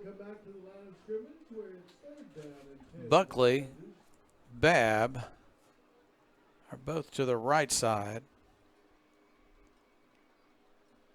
Bailey's back in the game at running back, but here's a pass play, and Witten is going to be hit in the backfield, and he will be dropped, sacked. The Fairview defense, I think, is strong enough that, Chase, I believe they are going to threaten to win that 5A South. They are, and we've seen that this Camden-Fairview team, they have been capable of making some deep playoff runs in the last several seasons. Haven't been able to get it done quite yet, making the trip to Little Rock. But this is definitely a team, and, the Sentinel Record was talking about it this past week. This is one of the top teams contending for that title right now. In fact, maybe one of the top 5 contenders for the title, according to them. 4th down and long, and after the turnover, Arkadelphia is unable to move the ball, and they'll punt it. Here's a long punt that lands on the goal line. What a beautiful punt by Donovan Whitten. And Fairview will take over as we change possessions. I'll tell you what, we are so proud of our sponsors. Want to mention them again. We've got a long list of them, so we'll gradually go through these. But we're glad that Andy's Restaurant has joined us as a sponsor. We've talked about how they have fed the Badgers a lot of biscuits. They've fed me a lot of biscuits through the years, too. Andy's Restaurant, we are so glad they have joined us as a sponsor. Other sponsors, many of them returning sponsors: Austin Wingfield State Farm, Blake Bell, Edward Jones, Blend Real Estate from our friend Kerry Garnett, the former Badger quarterback in San Diego, Chad Kesterson Shelter Insurance, Clark County Farm Bureau, Eccles Thompson and Kneebone, Gary and Rob Rucker, and Java Primo. Other sponsors will bring you their names in a moment, but first we'll go back to the action. 1st down and 10, ball at the 20-yard line after that punt went all the way to the goal line. And it's a 1st down and 10 for Fairview. They're going to hand it off, run right at Arkadelphia, but Arkadelphia is there. There's a good play defensively and a loss on the play. Looked like on the tackle, Marvion Berry. And now he's going to be slow in getting up. Or no, I'm sorry, a Fairview Cardinal is going to be slow in getting up, as I believe the ball carrier has caught a cramp as well. So we've got another break in the action. Let me tell you about a few more of our sponsors that we're so proud of. It's almost as if the cramps are just like it's contagious or something. We're seeing it happen more and more, first with the Badgers and now with the Cardinals. So during the break in the action, let me say that we are very proud to add Dairy Queen as a new sponsor for our broadcast. Excited about them coming to town and being a sponsor right away, just diving right into the community and being a sponsor here of Badger football. Also, Israel Wardlaw Farmers Insurance, Mary and Martha's Midian Digital Creations, Pediatrics Plus, also new to Arkadelphia, and so proud that they have joined us as sponsors. Price and Company, Providence Veterinary Care, sponsor also for here the 3rd quarter, and South Central Connect, as well as Southern Bank Corps, Southwest Auto Collection, Southwest Sporting Goods, Taylor King and Associates, Turner, Rogers, Manning and Plyler, Welch Funeral Home. We're proud of all of these sponsors, excited that they are bringing you Badger football all year long right here in our live stream. Players going to line up. We're going to be back to action. Going to be 2nd down and long after that tackle for loss by Arkadelphia. Only 2 minutes left now in the 3rd quarter. And Arkadelphia is going to line up. I think they might be working on the clock, perhaps. The officials are signaling to the, they're going to mark it at 2:45. The signal came. That Chris is telling me now that they didn't stop the clock when the cramp occurred for the Fairview players, so they had to reset it at 2:45. So we should be ready for action soon. You know, it's kind of feeling like a first game for the Badgers, for the officials, maybe even for us. We're going to have to get some batteries that won't melt inside the camera. Yeah, but thank you to Franco and to Coleman for working so hard to keep the picture in front of us. And now we're ready for action. You can hear a little frustration in the background. And now the play is underway. He's going to go circling back all the way to the 1, and finally they blow the whistle. I think that was never a play. About half of the players reacted as if the play had started, including the quarterback, but then they blew it dead as he was being chased near the end zone. And I think that was not ever a play. It's still 2nd down. Are they trying to reset the clock again? Now we've run down 10 seconds to 2:35.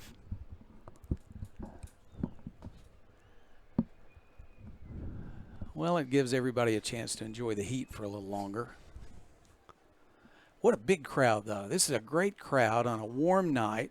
They've turned out to see the Badgers. The first night for the band to perform. What a great job they did. Here is a deep pass. The receiver is looking for the ball. He does catch it at the 40. What a beautiful catch. Had trouble pulling it in, but he tried and then kind of juggled it for a while, Chase, and then finally pulling it in is Brandon Copeland, who has had a big night. He has, and again, just another great play here from Copeland. We've seen the speed time and again, especially when he gets into open space. This time he was able to beat the secondary on that last play. Again, you mentioned it, a little bit of a bobble there, but a great recovery, bringing the ball in and then running before being pushed out of bounds. Now great field position for the Cardinals. with several players out for cramps right now for Arkadelphia. Some of the younger guys are learning on the job. Running play, gain of only about a yard. Landon McEwen and Landon Kewen, I should say, and a few other Badgers helping out on that tackle. Gain of only 1. On 2nd down and 9, Thomas lines up at quarterback.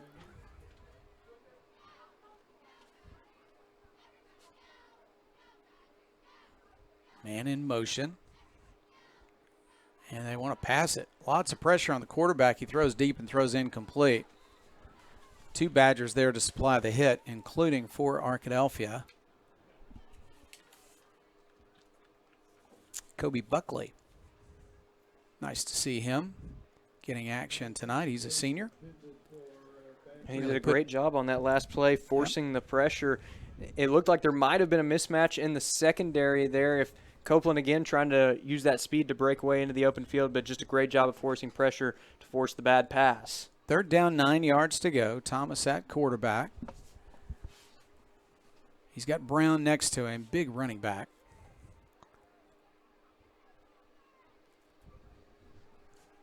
Badgers putting some pressure on the quarterback. He'll fire the ball downfield, though, looking for a touchdown. He throws it incomplete. Couldn't quite get it to his receiver in the end zone, going for the touchdown and not getting it. Intended for Michael Sowell. And so it is 4th down and 9 yards to go. That stopped the clock at 1:29. We're still in the 3rd quarter. Lots of time left, but Arkadelphia struggling in this half, and cramps have been part of the issue. It's 34-14 Fairview. 4th down and 9 Fairview at the Arkadelphia 34-yard line.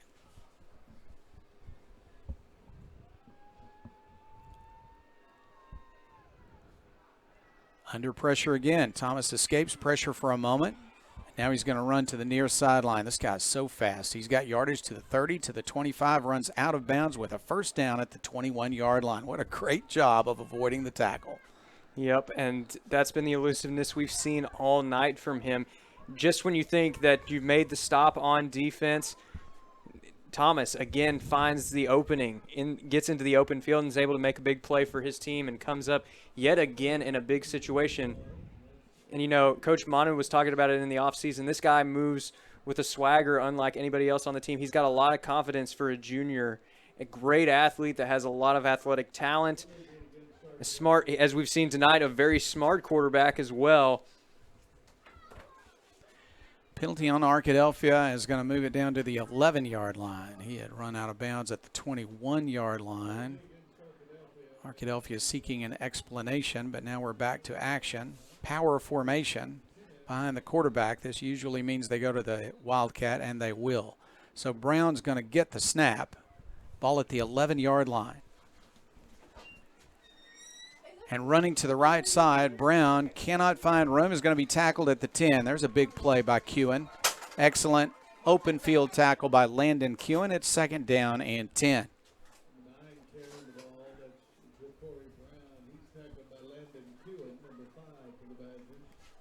Good pursuit by Kewen, the linebacker, and Arkadelphia's trying to stave off another score here by Fairview. On 2nd down and 10 from the 11-yard line of Arkadelphia. Power formation. Now they're going to line up once again in the Wildcat. And they're going to run. Up the middle it goes. There's some yardage to the 6. He's still running, and he's going to make it to the end zone as Arkadelphia could stop him but not tackle him. He got started again and scored the touchdown. Arkadelphia appears to be running out of gas a little bit here. Yep, and this is the point in the game where not only, you know, they've got a lot of players out there getting their first snaps on the varsity team for the Badgers right now, but also you look across the sideline, and this is a 5A team playing a 4A team, so this is where that added depth starts coming into play in a big way here in the second half. Yeah, that's exactly right. Key players out with cramps, and Fairview has more depth than Arkadelphia as a 5A team, and they have shown it. They've also had fewer players out with cramps as well. Extra point is up and good. It is Fairview 41, Arkadelphia 14, 32 seconds left to go. We are in the 3rd quarter tonight, and we'll be back after this. Doctors Gary and Rob Rucker are proud sponsors of this Arkadelphia Badger broadcast. Dr. Gary and Rob Rucker, supporting the Badgers since 1996.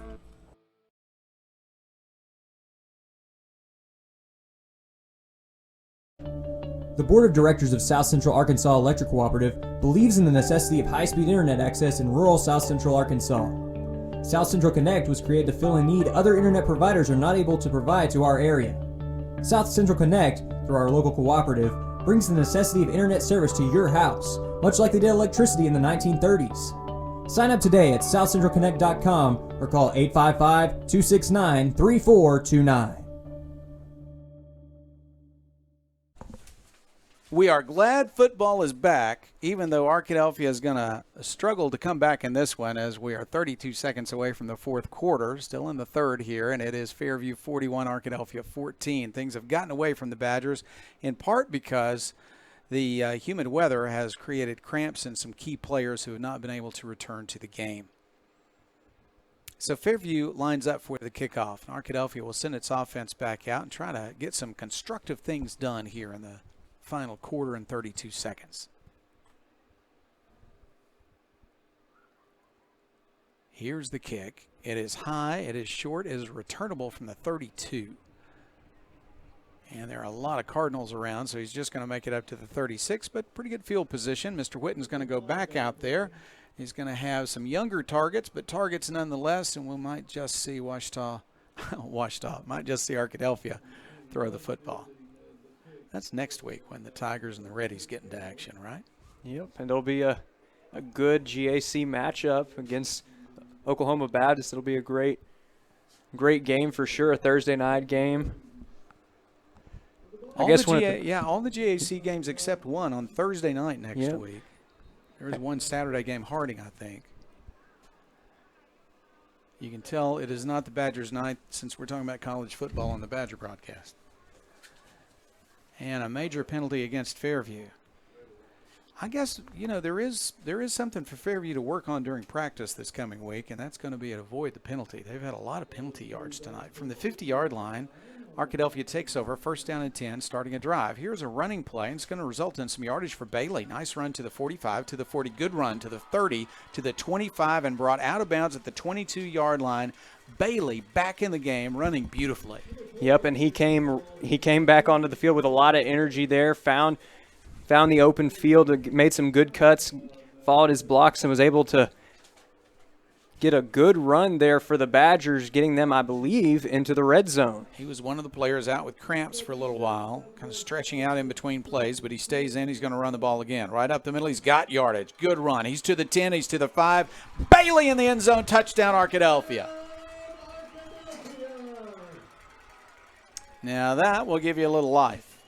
Arkadelphia gets a touchdown on 2 runs equaling 50 yards for Mr. Bailey. Yep, and again, it was just like the last play, just found some openings and made some great cuts, was able to maneuver around the defense in for the score, and Bailey showing some speed there on those last couple of plays and helping the Badgers pick up their first score here in the second half. That shows some heart. Doesn't matter what the score is. You're going to play hard every play, and Bailey did that, scored a touchdown in 2 runs from 50 yards out. Kick is up, and the kick is good again. Nice kicking tonight from Allen. 11 seconds remain in the third quarter, and Arkadelphia has cut it to a 20-point deficit at 41-21, and we'll take a break. We'll be back with the last 11 seconds of the third quarter after this. Thanks for meeting me here. No problem. Farm Bureau Insurance has local agents making this kind of thing real easy. Well, your auto insurance has saved me a lot on old Becky here. Harold, your dog swallowed the remote again. Who's that? Older Becky. Oh. Ugh.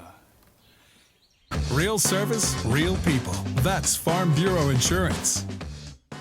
Call Clark County Farm Bureau today at 870-246-4554.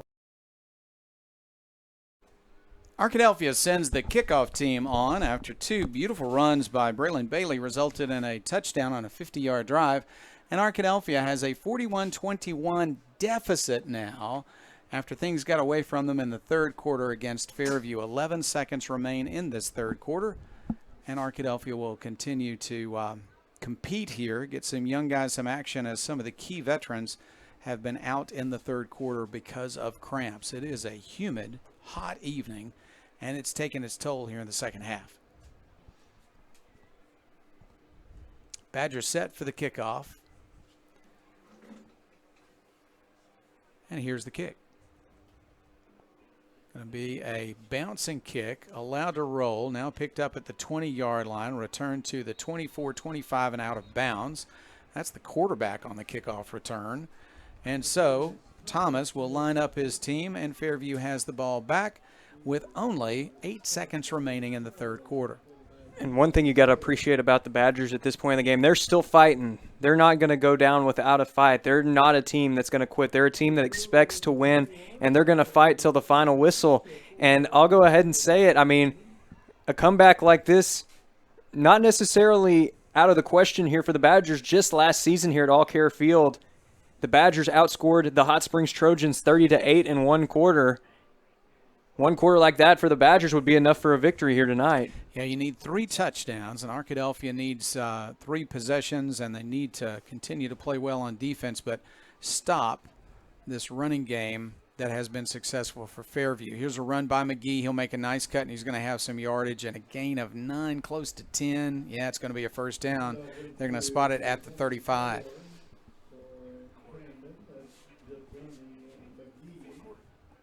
And we're ready for the fourth quarter as we've just gone to 0. So it is Arkadelphia 21, but Fairview 41. We'll be back with fourth quarter action after this.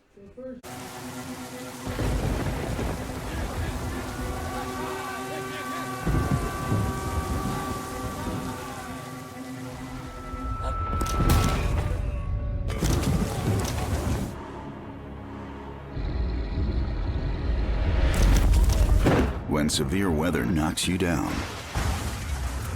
Shelter Insurance is there to help pick you up. We're your shield. We're your shelter. In Arkadelphia, contact Shelter Agent Chad Kesterson. Financial investments are very important, but so are the investments of time, patience, and encouragement our young athletes receive from their coaches, teachers, and mentors. Blake Bell, one of your Arkadelphia Edward Jones financial advisors, understands this. That's why Blake Bell of Edward Jones is a proud sponsor of the Arkadelphia Badgers and the Badger Pride Marching Band on ArkadelphiaBadgerTV.com. For all of your investment needs, call 870-246-5974 or visit EdwardJones.com. Edward Jones, member SIPC. Boy, don't you love that spot? Blake Bell's office is a museum, I think. That is beautiful. He should charge tuition or something. Not tuition, but a surcharge to go in there and look at the office. He's got some great memorabilia in his office. Blake Bell of Edward Jones. First down and 10 for Fairview. They're going to line up against the Arkadelphia Badgers. Badgers featuring some younger players here. In the second half, or in the second effort, he'll not escape Arkadelphia's tackle. Another cramp showing up by the young man who made the tackle.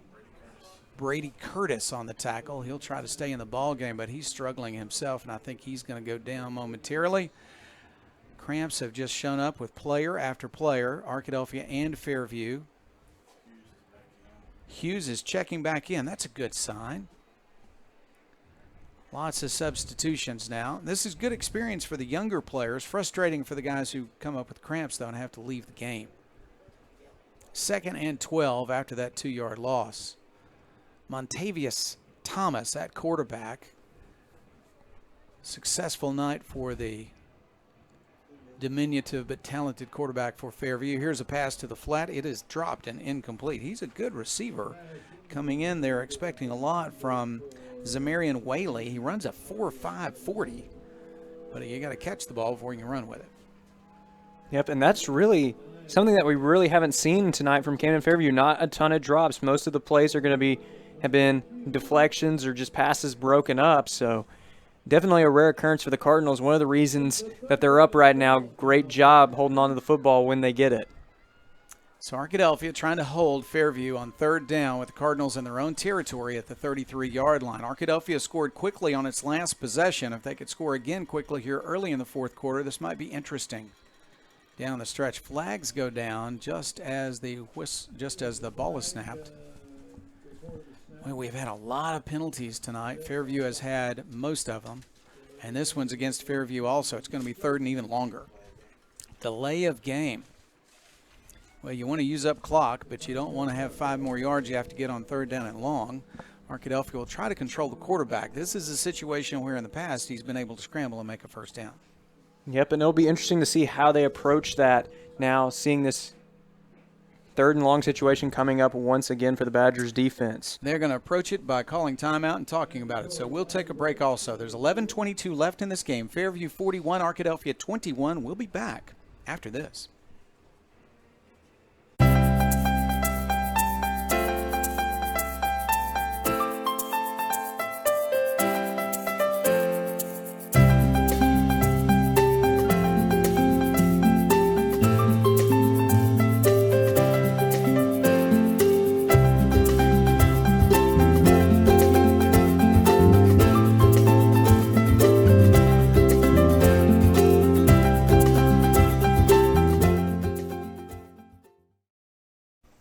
Pediatrics Plus, glad to have them join us as a sponsor this year for Badger football. Arkadelphia lines up on defense now, a play that could be very helpful to the Badgers, provide some momentum, maybe even turn the game around here in the fourth quarter. On third down and long, Thomas wants to pass. He rolls out, he falls, he is sacked at the 18-yard line. Arkadelphia with a big play. And that's exactly what the Badgers needed right now. Great job getting off the block and got to the quarterback quickly. That is a huge loss for the Cardinals, backing them deep into their own territory, and that was a much-needed 3-and-out for the Badgers coming off a score there late in the third quarter. Ollie Ware with the big play. At the 18-yard line, Fairview is going to have to punt the ball away, and punting has not been easy here in this first game. So we'll see what Arkadelphia decides to do. They're not going to send anybody deep. Let's see if they go after the punter here. The snap is high, but he catches it cleanly and will get the kick away. Line drive kick allowed to bounce, and it'll go to the 44-yard line. Still outstanding field position for Arkadelphia, only 44 yards away. Yep, and as we've seen with Bailey in the last quarter, right there at the end, the Badgers can score quickly. When they've been scoring tonight, they've been scoring at a rapid pace, and they need that right now as they trail 3 scores here. It's still early in the fourth quarter, and anything could happen. That's really true. It is really true. Arkadelphia with the last score and now an opportunity, only 44 yards away. We'll see if the Badgers can get it moving. Trip Campbell's back in the game. He's had a few cramps, but he's in the game right now. Carter Babb in the game. Latonio Hughes is back in the game for Arkadelphia. That's a big thing. He's had cramp problems in the second half. Here's a running play. Bailey trying to make it to the corner. He's going to get some yardage to the 40. He's down to the 38-yard line. Good gain on first down. And now one of the players for Fairview is down with cramps, and that's one of their very fine offensive players who's playing both ways at least part of the time. That is Brown, who is down after missing the tackle in the backfield. And it's a cramp also.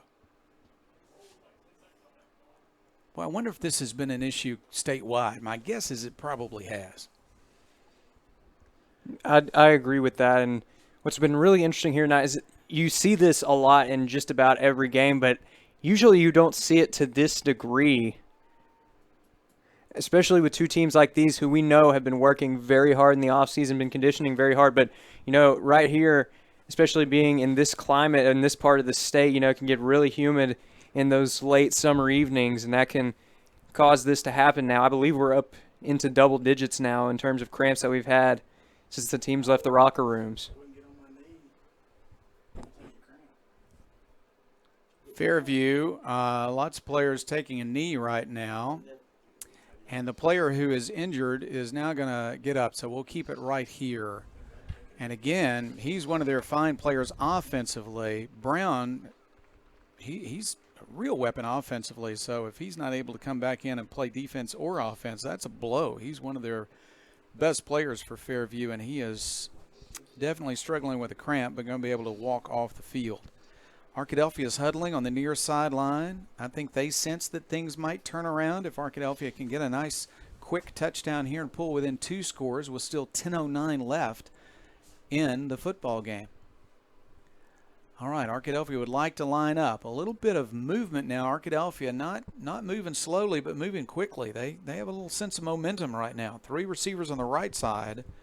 Trip Campbell is nearest the camera here on the near side, and now Bailey will join him. Donovan Whitten at quarterback.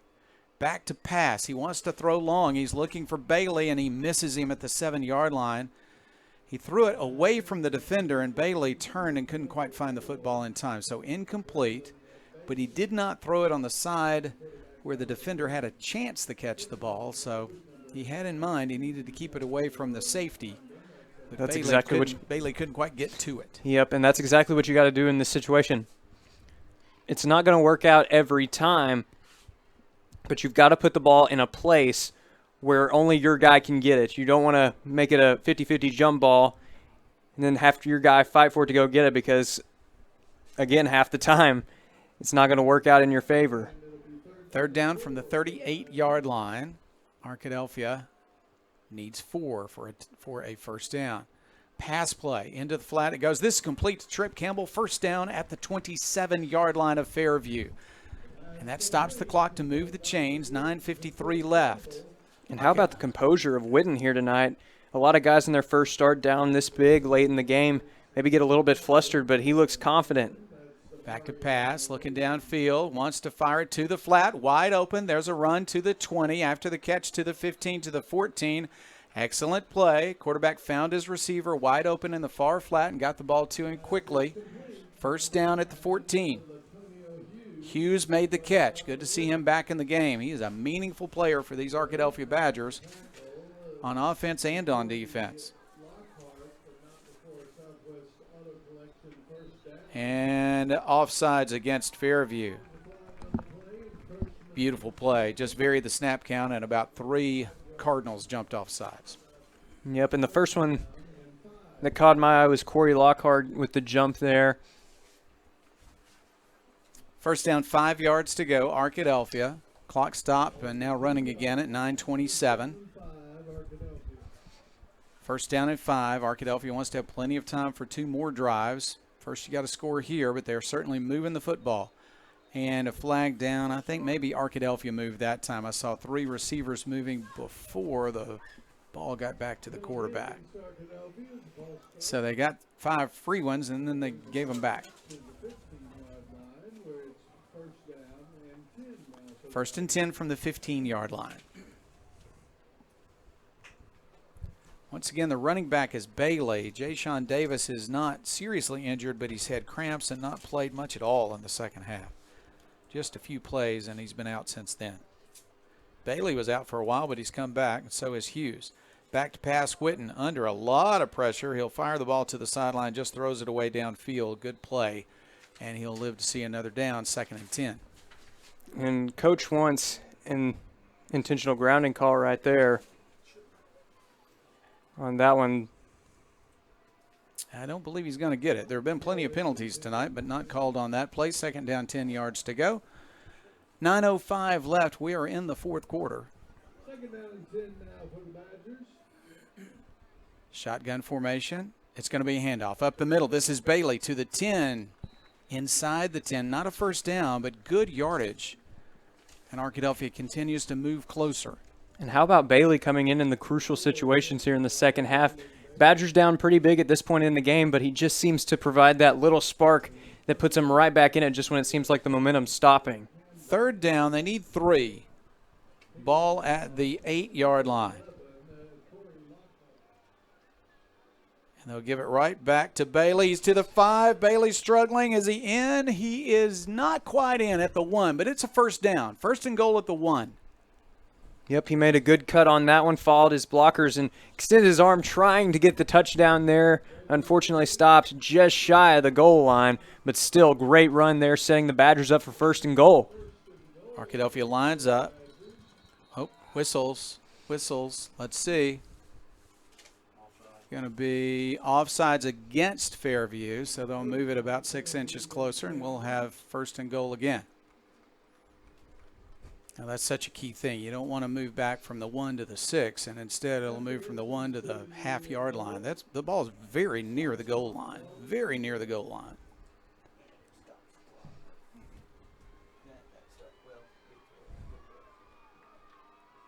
Whitten looks to the sideline. Is he going to keep it, or will he hand it to Bailey? Offensive line is ready.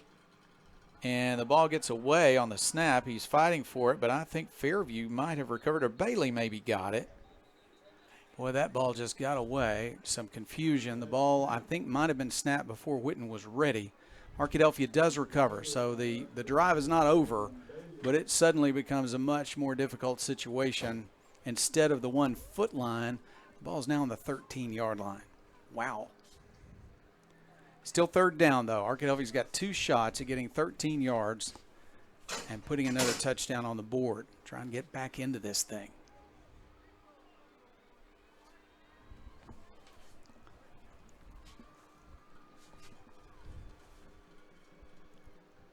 Fairview brings the house, looking for the quarterback, but he's got some good blocking. Now he's struggling to find someone to throw to, and he's scrambling to the right side. Now he wants to run. He's going to be inside the 10, inside the 5, inside the 2 to the 1 yard line, and it's going to be 4th down. Going to be 3rd down.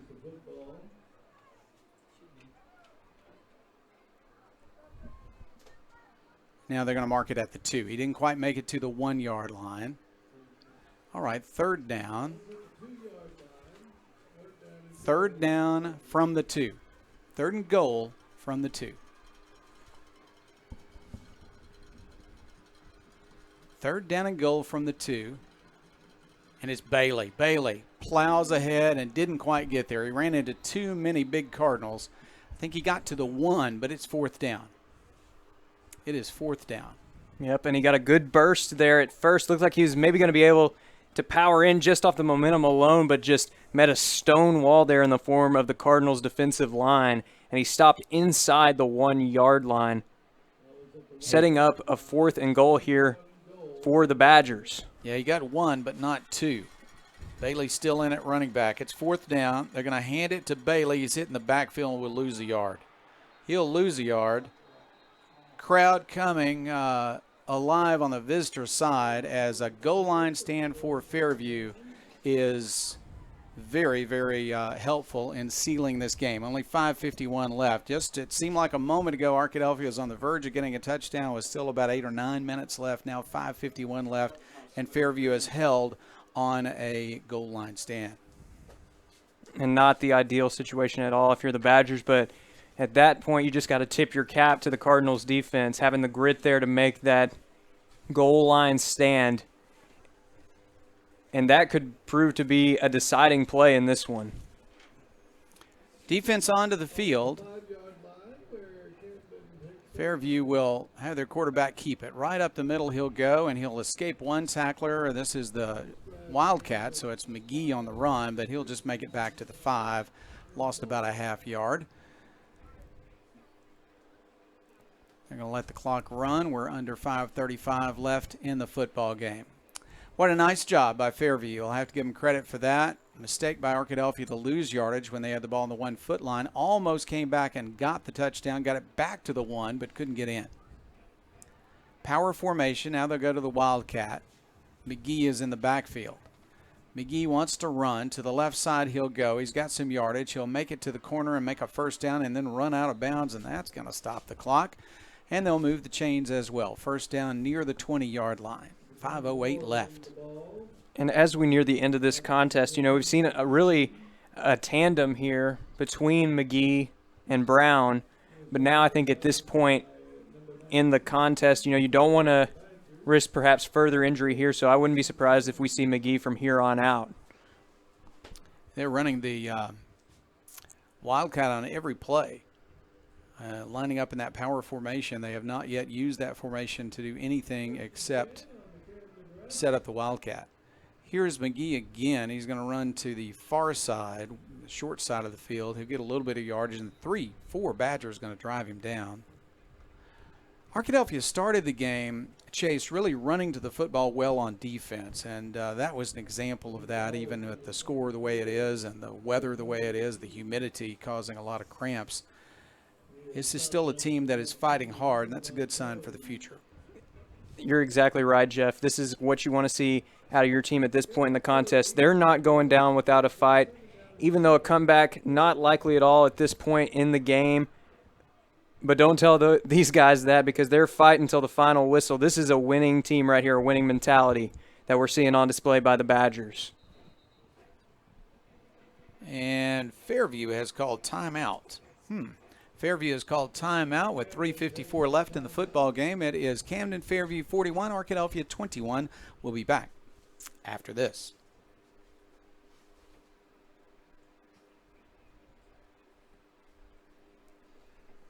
At Southern Bancorp, we are wealth builders for everyone. We see building wealth as helping people succeed in creating strong financial futures. For some, it's having tools to build credit and buy a first home. For others, working with our award-winning SBA team to launch or grow a small business. And still others might use our unique savings plan today to save for tomorrow's dreams. Wherever you are in your wealth building journey, Southern Bancorp can help. Stop by or visit banksouthern.com to get started. Southern Bancorp, member FDIC, equal housing lender. Back to the action at Badger Stadium as we begin the 2021 season. It is a challenging non-conference schedule for Arkadelphia, taking on a 5A team tonight, then Hot Springs, and then Greenbrier. We're talking about classifications higher than Arkadelphia's 4A for all three of those non-conference games. Arkadelphia ran through those with victories last year. Not going to get a victory tonight against Fairview. Running play for nice big yardage for McGee, although Arkadelphia will catch him and drag him down. But what you do see is growth from a young 4A team, especially since some younger guys are getting some playing time tonight for Arkadelphia, and this can pay off in the long run. Yep, and you never know how that's going to pay off in the long run because, you know, as you get later in the season, you're going to have more injuries, and opportunities like these give your guys more playing time at the varsity level and may end up coming up huge, paying big dividends late in the season. Definitely a lot of upside to this game despite the final line score. Lots of practice in the Wildcat. Here's McGee again. He's got some yardage. He'll pick up 6, 8, 10, 12 yards up near midfield. They'll stop the clock again to move the chains. We still have over 3 minutes left in the game. Fairview would like to move in and score one more touchdown here. There are going to be some surprising scores in the post-game show. We want you to stay tuned and hear scores from across the state in the post-game show. Not necessarily would you expect Nashville to win every game. When they go out of state, they might play a really tough team out of Texas, but you don't expect them to be behind 37-0 at halftime. So we'll see what the Scrappers were able to do in the second half. Robinson struggling tonight also. So the 4A teams playing up in the first game of the year, struggling a bit tonight. Here's a run straight ahead to the Arkadelphia 48-yard line. They're a little late in blowing a whistle, but they finally do. It always worries me when they let crowds, the crowd of players push each other, and it's within the rules certainly, but you don't want to get anybody hurt as the guys are in a big crowd in a pushing contest at the end of a play. From the 48-yard line, second down, we're down to 2:17 left, clock running.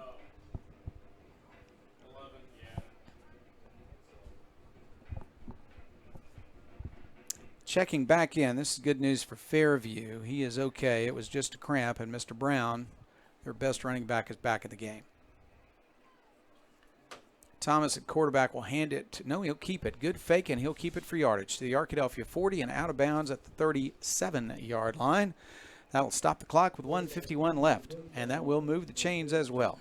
Another good fake there on the option, and we haven't really seen that too much for the Cardinals at this point in the game, but really they haven't needed it up to this point. They've been able to score points in a variety of different ways here, not utilizing their players in great ways, and perhaps that play right there will serve as a little ace in the hole as we go later into the season.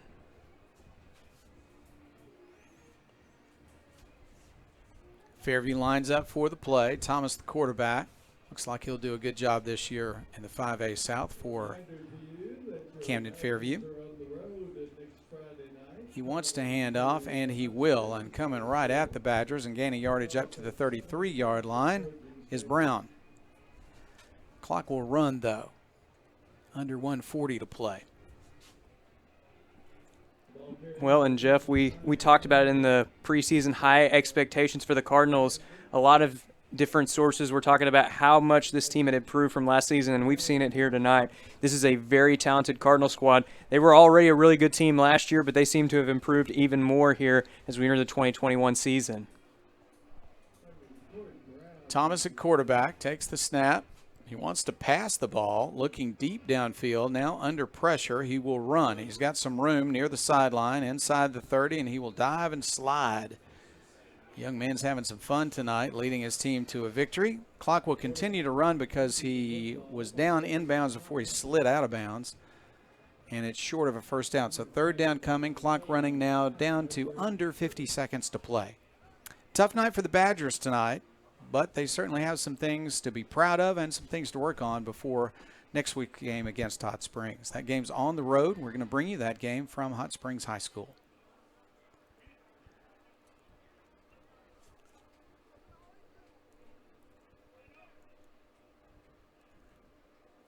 Again, they want to pass, and they will pass. Throwing down to the end zone and throwing an interception in the end zone is Thomas. What a nice play. Coming up with the interception for Arkadelphia is Ollie Ware. Ollie Ware with the interception for Arkadelphia in the end zone. And we've seen a couple good plays from him here tonight. We saw him force a sack a couple drives ago, and here picking up the big turnover for the Badgers. And it may not seem like much, here at the end of the game, especially with this deficit, but that can be the kind of momentum booster that you can take into the next week, and that can be a positive to build on, especially as you get ready for another tough road test here coming up next week against the Trojans. Probably trying to work on some pass patterns for their quarterback. Figure they might have to throw the ball as they get into conference action, and that didn't work out for the Fairview Cardinals as he threw into traffic, and Arkadelphia's Ollie Ware came down with the interception. Arkadelphia first down and 10 at the 20-yard line, running play, and here's some yardage for Bailey to the 30, to the 35, 40, and out of bounds. Bailey looks really, really strong tonight on the run, trying to stretch out a little bit and ward off a cramp, but during the play, he looked fast. Yep, and you've got to commend Bailey in this situation. This isn't the easiest time in a game to give it your all and keep pushing forward, but that's exactly what Bailey's done all second half. He's picked up huge yardage for the Badgers down the stretch, and even though it may not be rewarded in the form of a winning decision, he's definitely got a lot to be proud of here in this contest. That was a 19-yard gain, and now another running play from Bailey, and Bailey's going to be hit at the line and break that tackle, break another tackle, and come near a first down as he nears midfield. What tough running by Bailey, showing a lot of heart. We're down to 2, down to 1, and that is the end of the game tonight.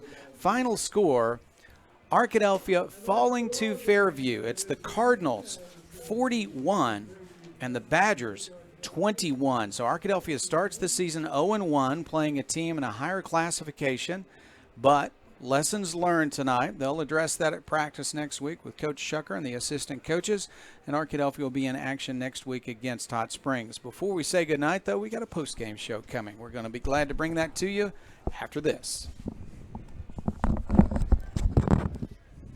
Under perfect conditions, your car traveling at 65 miles per hour can stop in about 300 feet. That's the length of a football field. But a fully loaded tractor trailer, one that weighs 80,000 pounds, will take 2 football fields to stop. And that's if the driver is rested, paying attention, and the truck and load is properly maintained. If you're in an accident with a big truck, call 1-800-CAR-WRECK. Get the experienced team that's going to be on your side, by your side. Price & Company Insurance is the area's only trusted choice independent insurance agency. What is that, you might ask? An independent insurance agency works for you, the customer, and not the insurance companies. So the next time you're shopping for home, auto, business, life, or health insurance, we invite you to experience an unprecedented level of customer service and expertise. Call or click for a quote today.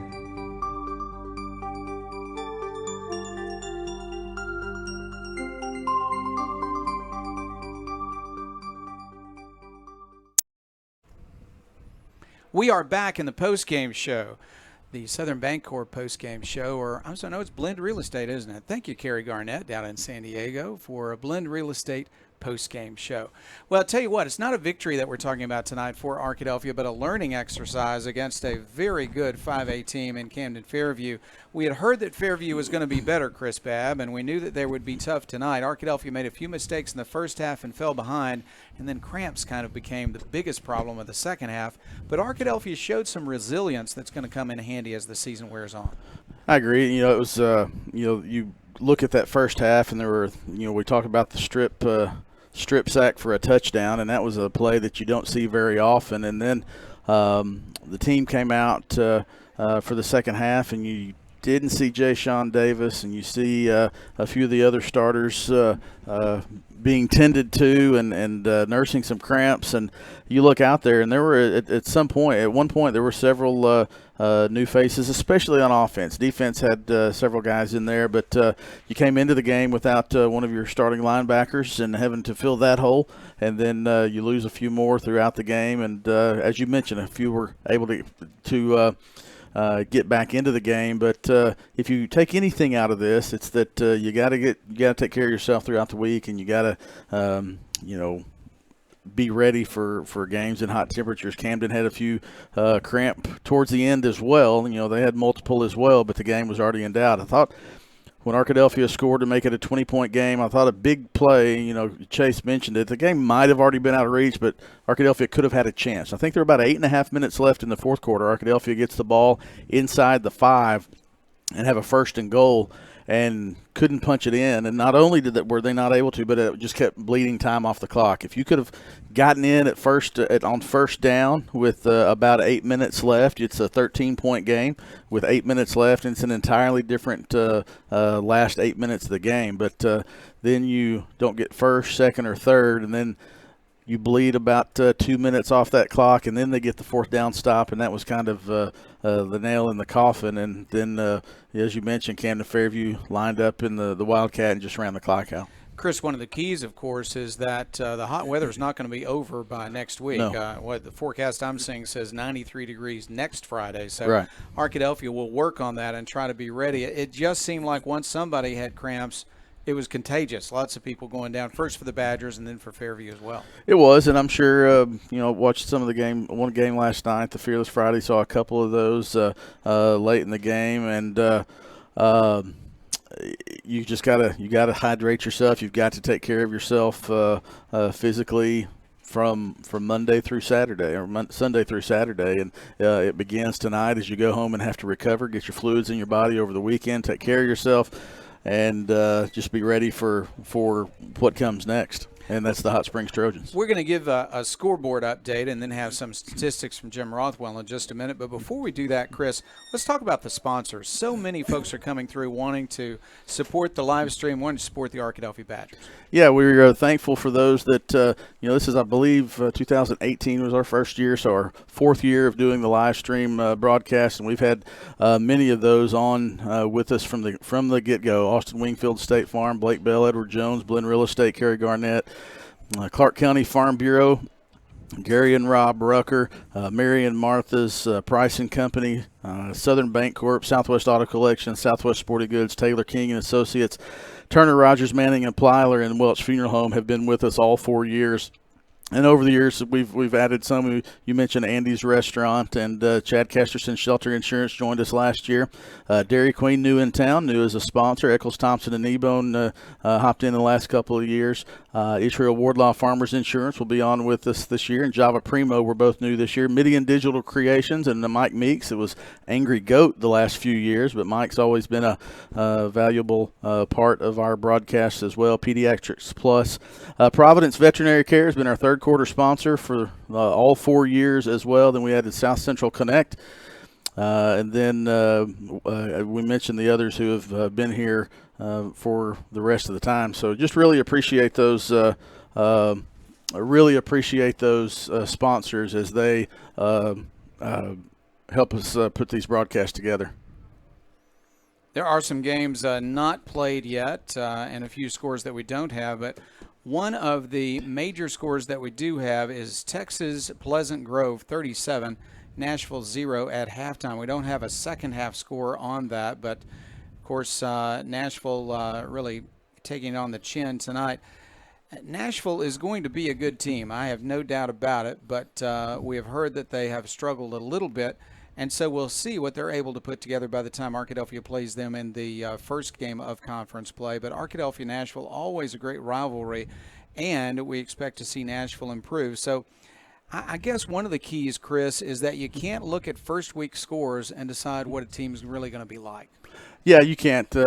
Just like you can't tell much about a scrimmage, you can't tell much about first game. I heard Coach Escola talking last night, the Robinson coach talking last night on their broadcast that he was a halftime guest of the Maumelle Sylvan Hills broadcast. Said, I have a feeling that midway through the season will be a good team, and so these non-conference games are good now.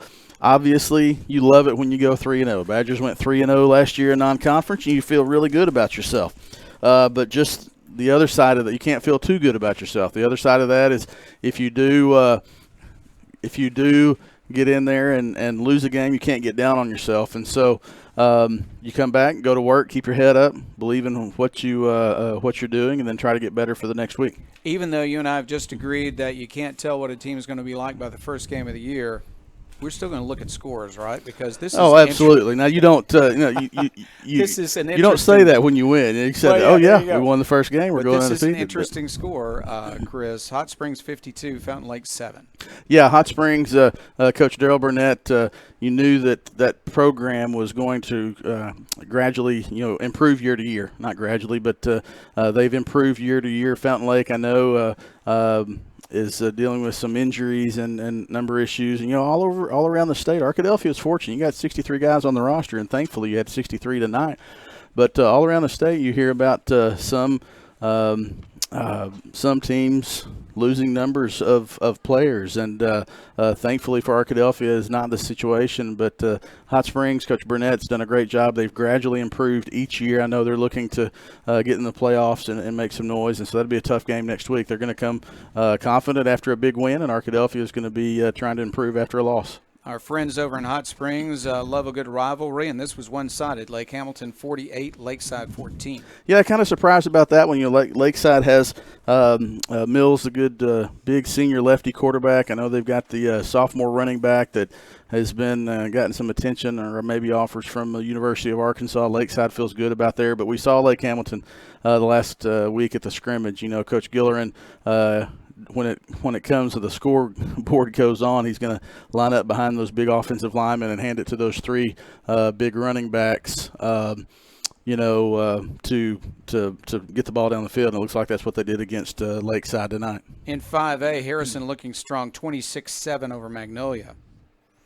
And in 4A, Shiloh Christian with a big start, 55-13 over Pea Ridge. Yeah, Shiloh, that's stepping up in classification, playing Pea Ridge. Shiloh, the defending 4A state champion, have a lot of starters back. Eli Wisdom, the quarterback, was a sophomore last year. Caden Henry, one of the best players in the state. They're going to be they will be playing deep into December. Stuttgart, a lot expected from that team this year, and the Ricebirds got a win 41-14 over DeWitt. Yeah, Stuttgart, an old conference foe there. Stuttgart had a lot of sophomores get action last year, and so they struggled 2 years ago. Made the playoffs. They struggled 2 years ago, went 0-10. Last year they won their conference. Ended up going to Shiloh Christian in, I believe, the semifinals, and it was if it could go wrong, it did for Stuttgart in the first few minutes of that game, and not indicative of Stuttgart. And you knew they were going to be good this year. They start week one strong. Not a conference rival anymore, but Arkadelphia has seen them in the playoffs recently. Mena got a win tonight, 42-7 at home against DeQueen.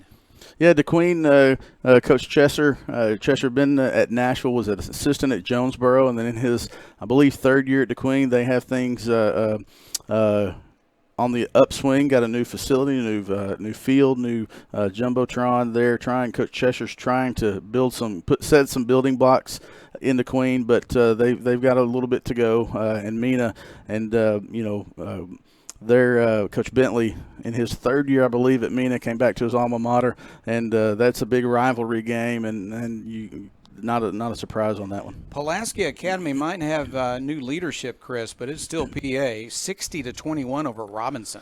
Yeah, that was one. Anthony Lucas, Razorback legend, I guess, from Tallulah, Louisiana, longtime assistant. Not a longtime assistant, been the assistant for a few years at Pulaski Academy.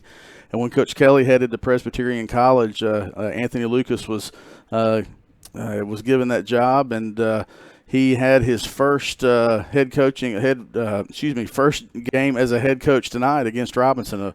Both of those in West Little Rock.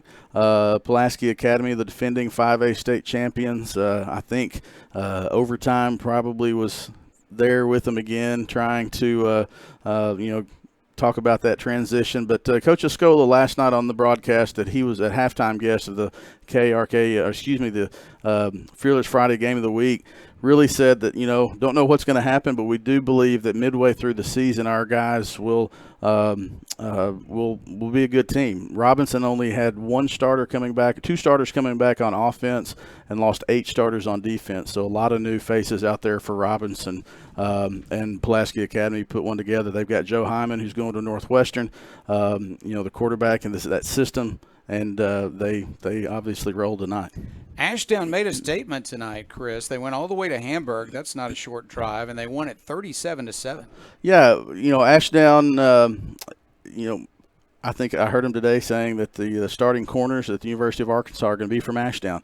Shamar Easter, the talented junior, committed to Arkansas last week. Ashdown is always going to have athletes. We've seen Ashdown every year, sometimes multiple times a year. And Hamburg, had a new head coach, Cossey. Their head coach left in July, so they have an interim head coach. And so just a little bit of transition, not at the best time of the year, being in July. So Hamburg had a rough start, end of the summer, and Ashdown takes advantage of that, gets some of their talent, and gets a big win. We'll pay tribute to our friends down the road. Also, Gurdon with a big win tonight, 60-18 over Lafayette County. Yeah, Gurdon. Gurdon Class 2A team. They had 18 seniors last year on a Class 2A team. Made the semifinals, lost a tough one to Fordyce, the eventual 2A state champion. Gurdon has a good tradition. Coach Kyle Jackson, their new defensive coordinator, Coach Chris Kaiser, that was at Arkadelphia until he left and went to North Little Rock with Coach Eldridge. Now he's back at Gurdon as the defensive coordinator. So they lost starting quarterback, starting running back, a bunch of linemen, and so it's good to see Gurdon get a good start tonight. Well, let's go to Jim Rothwell. I think he's going to have a statistical report for us. Jim has been our trusty stat man for many a year now, Jim, and there have been a lot of stats tonight, a lot of penalty yardage, a lot of turnovers tonight, some good running, some good passing. You've got a lot of marks on your paper, Jim. What do the stats look like? Yeah, for Arkadelphia, Donovan Witten, a lot of yards, 182 yards, 2 TDs, an interception. Several drops. He was only 14 out of 35. He had right at, I think, 20-something passes in the first half. Again, because Camden-Fairview kept the ball a little bit longer in the second half, he didn't have as many chances to throw. So 14 out of 35 for him, 182 yards, 2 TDs, 1 interception. Rushing, not bad. With Arkadelphia. Deshaun Davis had 7 carries for just 28 yards, did not have anything in the second half. Donovan Witten, 8 carries for 81 yards. A lot of big runs from him. He had good choices and when to run. But the surprise was Bailey coming in the second half, 11 carries for 108 yards in one half. Nice little contrast between him and Deshaun. You see the power, and then you see the quickness and speed of Bailey. I'd like to see a little bit more mix of that. I think it would keep defenses off balance if we could mix them up a little bit. So total yards, 402. You get 400 yards, you think you'd have a really good chance. Some things hurt Arkadelphia. Obviously, the 2 fumbles. One I'd sort of call it a very freakish type play where the ball was just taken out of the quarterback's hand. And then the punt. But we also got a punt recovered for as well when Camden-Fairview muffed one. We did have that interception at the end. They did, and we got it, or Arkadelphia got that interception at the end. Really didn't matter much there. So 402 yards for Arkadelphia.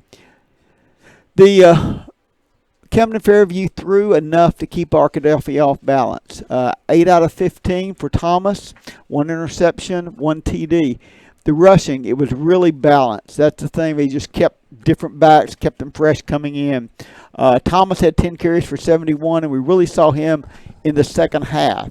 It just make key play after key play to keep Camden-Fairview with the ball to make a first down. The Brown ended up with 14 carries for 68 yards. And then McGee had 17 carries for 82 yards. So 3 of the rushers ended up with right at 70 yards plus. That's pretty good balance. That keeps the defense off balance when you've got different people carrying the ball like that. Copeland probably, to me, was one of the key elements. He was very effective in making some big plays when they needed it. He had 4 receptions, but that 4 receptions for 114 yards. That's big plays, and that hurt Arkadelphia with that. Penalties, last I counted, Camden-Fairview had 16. There could have been more. Right at 150-something yards. I think they ended up with at least 4 personal foul penalties, unsportsmanlike conduct penalties of some type. Maybe they even had another one there. So, first game, yeah, it was a first game. It's what it was. You know, you had the mistakes. Arkadelphia's offense can never get a consistency, really. They'd like driving down the field 2 or 3 times, and then something would happen. A drop pass, a penalty, something like that would just keep them from being able to continue the ball. But they had the big plays. We saw that in the second half. Some big plays put some points on the board, and that's what we're going to see from the Arkadelphia offense. When you throw for 182 yards and just complete 14 passes, you're getting some big plays. A lot of the drops tonight may have been just the humidity, the ball's wet, first game jitters like that, because there were probably at least 6 drops. And, you know, you expect a few, but 6 is quite a few there. So saw some good things. We know that Arkadelphia can score, even though they only put 21 points tonight. There were several other chances where they could have scored. And we know the defense can play well. The first half, defense played about as well as it could play. They held Camden-Fairview's rushing game in check. It was just the heat, the humidity, the depth that all came into play in the second half to allow Camden-Fairview to keep the ball, use a running game to keep Arkadelphia's defense on the field. I think that was a big part of it. Defense played well the whole game, but you could see that they were beginning to wear down in that second half. Jim, I tell you what, Chase is going to join us in a minute with an interview with Arkadelphia head coach Trey Shucker. But before we do that, let's you and I, why don't we pick the offensive and defensive players of the game? And I think if you think about offense, I'm going to start with Bailey. I would too. He was a spark in the second half. I mean, easily Arkadelphia could have had another score, and he would have been responsible for those scores that Arkadelphia got in the second half in some way.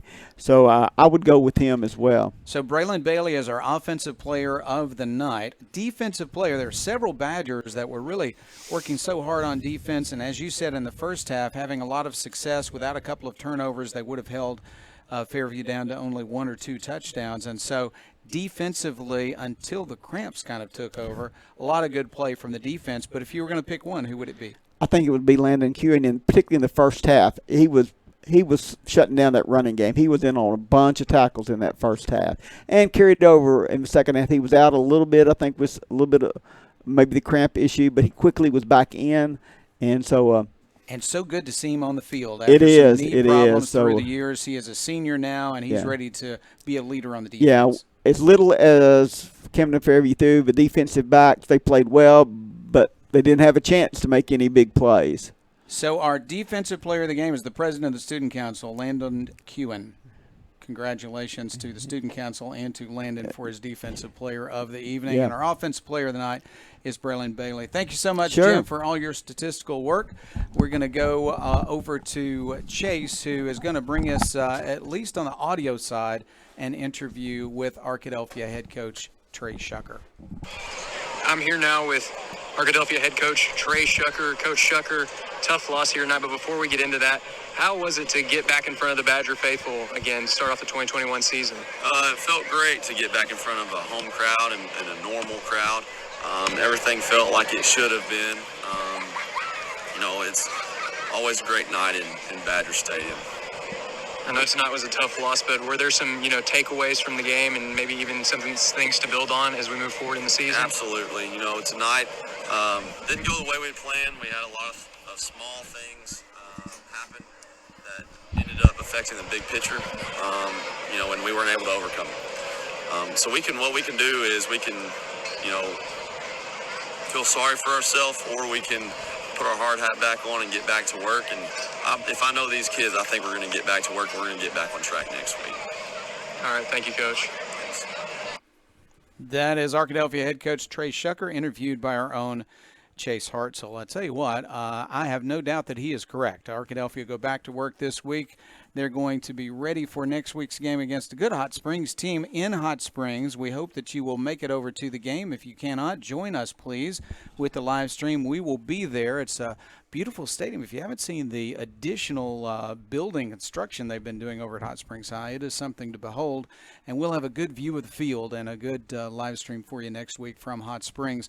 Arkadelphia and Hot Springs have been sometimes in the same conference, sometimes in different conferences, but they have been a rival for a number of years, and it should be quite a game. Now back with us is Chase. Chase, I tell you what, it was not the game that we expected necessarily tonight, but it's a first game. It gets you moving into the season. Arkadelphia is anxious to get out, do some things at practice to be prepared for next week's game, and I think we're going to see a different Badger team next week. That's right, and Coach Shucker was talking about it in the post-game huddle. He said there's two ways we can go from here. We're not going to stay in the same spot. We're either going to regress from this or we're going to move forward. And as he said, with me just a few moments ago, he said, I think we're going to put on the hard hat and we're going to move forward. We're going to work hard, and I completely believe it, because this is a special team, and that's just the nature of the game. You're going to have tough losses sometimes. You're going to leave it out there all on the field, and the scoreboard not always going to reflect that, but this is a hard-working Badger team, and I think they're going to get right back to work and try to pick up some wins heading into non-conference play. Arkadelphia is not the only 4A team that plays up getting ready for the conference season, and Robinson took their lumps tonight. Nashville took their lumps tonight. So everybody's going to be in a bounce-back mood for next week's week one, as they call it, of the season. And that's going to be a key to see who can prime themselves and get ready for the conference race. Arkadelphia, it seems to me, is going to be in a position to do that. At the same time, we pay tribute to Camden-Fairview, a team that, to me, looks every bit talented enough to make a real run in 5A. That's right, and this is a team. Camden-Fairview has always had strong teams. They've always been a scrappy team. They're going to play you to the final whistle, and like we saw last year, they're going to win tight games or they're going to win by double digits just about every time they get out there on the field, and that's just the nature of this team. And right now, the decision's starting to go into their favor. Maybe some discipline to work on, but it's already vastly improved from previous seasons. That's been one of their big issues. But I think that this is a team that's got all the athletic talent to try to contend for that 5A crown. It's just cleaning up some mistakes, and that's something that everybody's going to have at this point in the season. We see this from just about every team, but when you look at those weaknesses compared to those strengths, that's a pretty good outlook for the Cardinals heading into the 2021 season. And I think that they're going to have a very promising 2021, and they're living up to the hype that we saw with them coming in. Tell you what, Chase, it's going to be more fun to call wins. We're going to call plenty of them in the future. It's been a lot of fun to work with you on color commentary tonight. We're going to do a lot of this year, all straight through the playoffs. So don't make any plans for after the regular season. We're going to be a playoff team, and we're glad that you're part of our team. Congratulations for your work tonight. Well, thank you. I'm glad to be here. Glad to be a part of this great team, this great organization. I want to say thank you also to Coleman Callan for running the camera tonight and taking care of that camera. It was trying to melt on us there for a while, but we got it put back together. I want to say also thank you to Franco Zunica, who helped us out as well. And our quarterback of the team is Chris Babb. I want to say thank you to Chris and, of course, Jim Rothwell. This has been the Blend Real Estate postgame show, and our buddy Kerry Garnett bringing us that sponsor. Appreciate all of the Badgers and all the Badger families and all the Badger alumni who have tuned in. We're going to be back with you for more Badger football next week. This is Jeff Root. Good night, everybody. And Abby, Daddy's on his way home.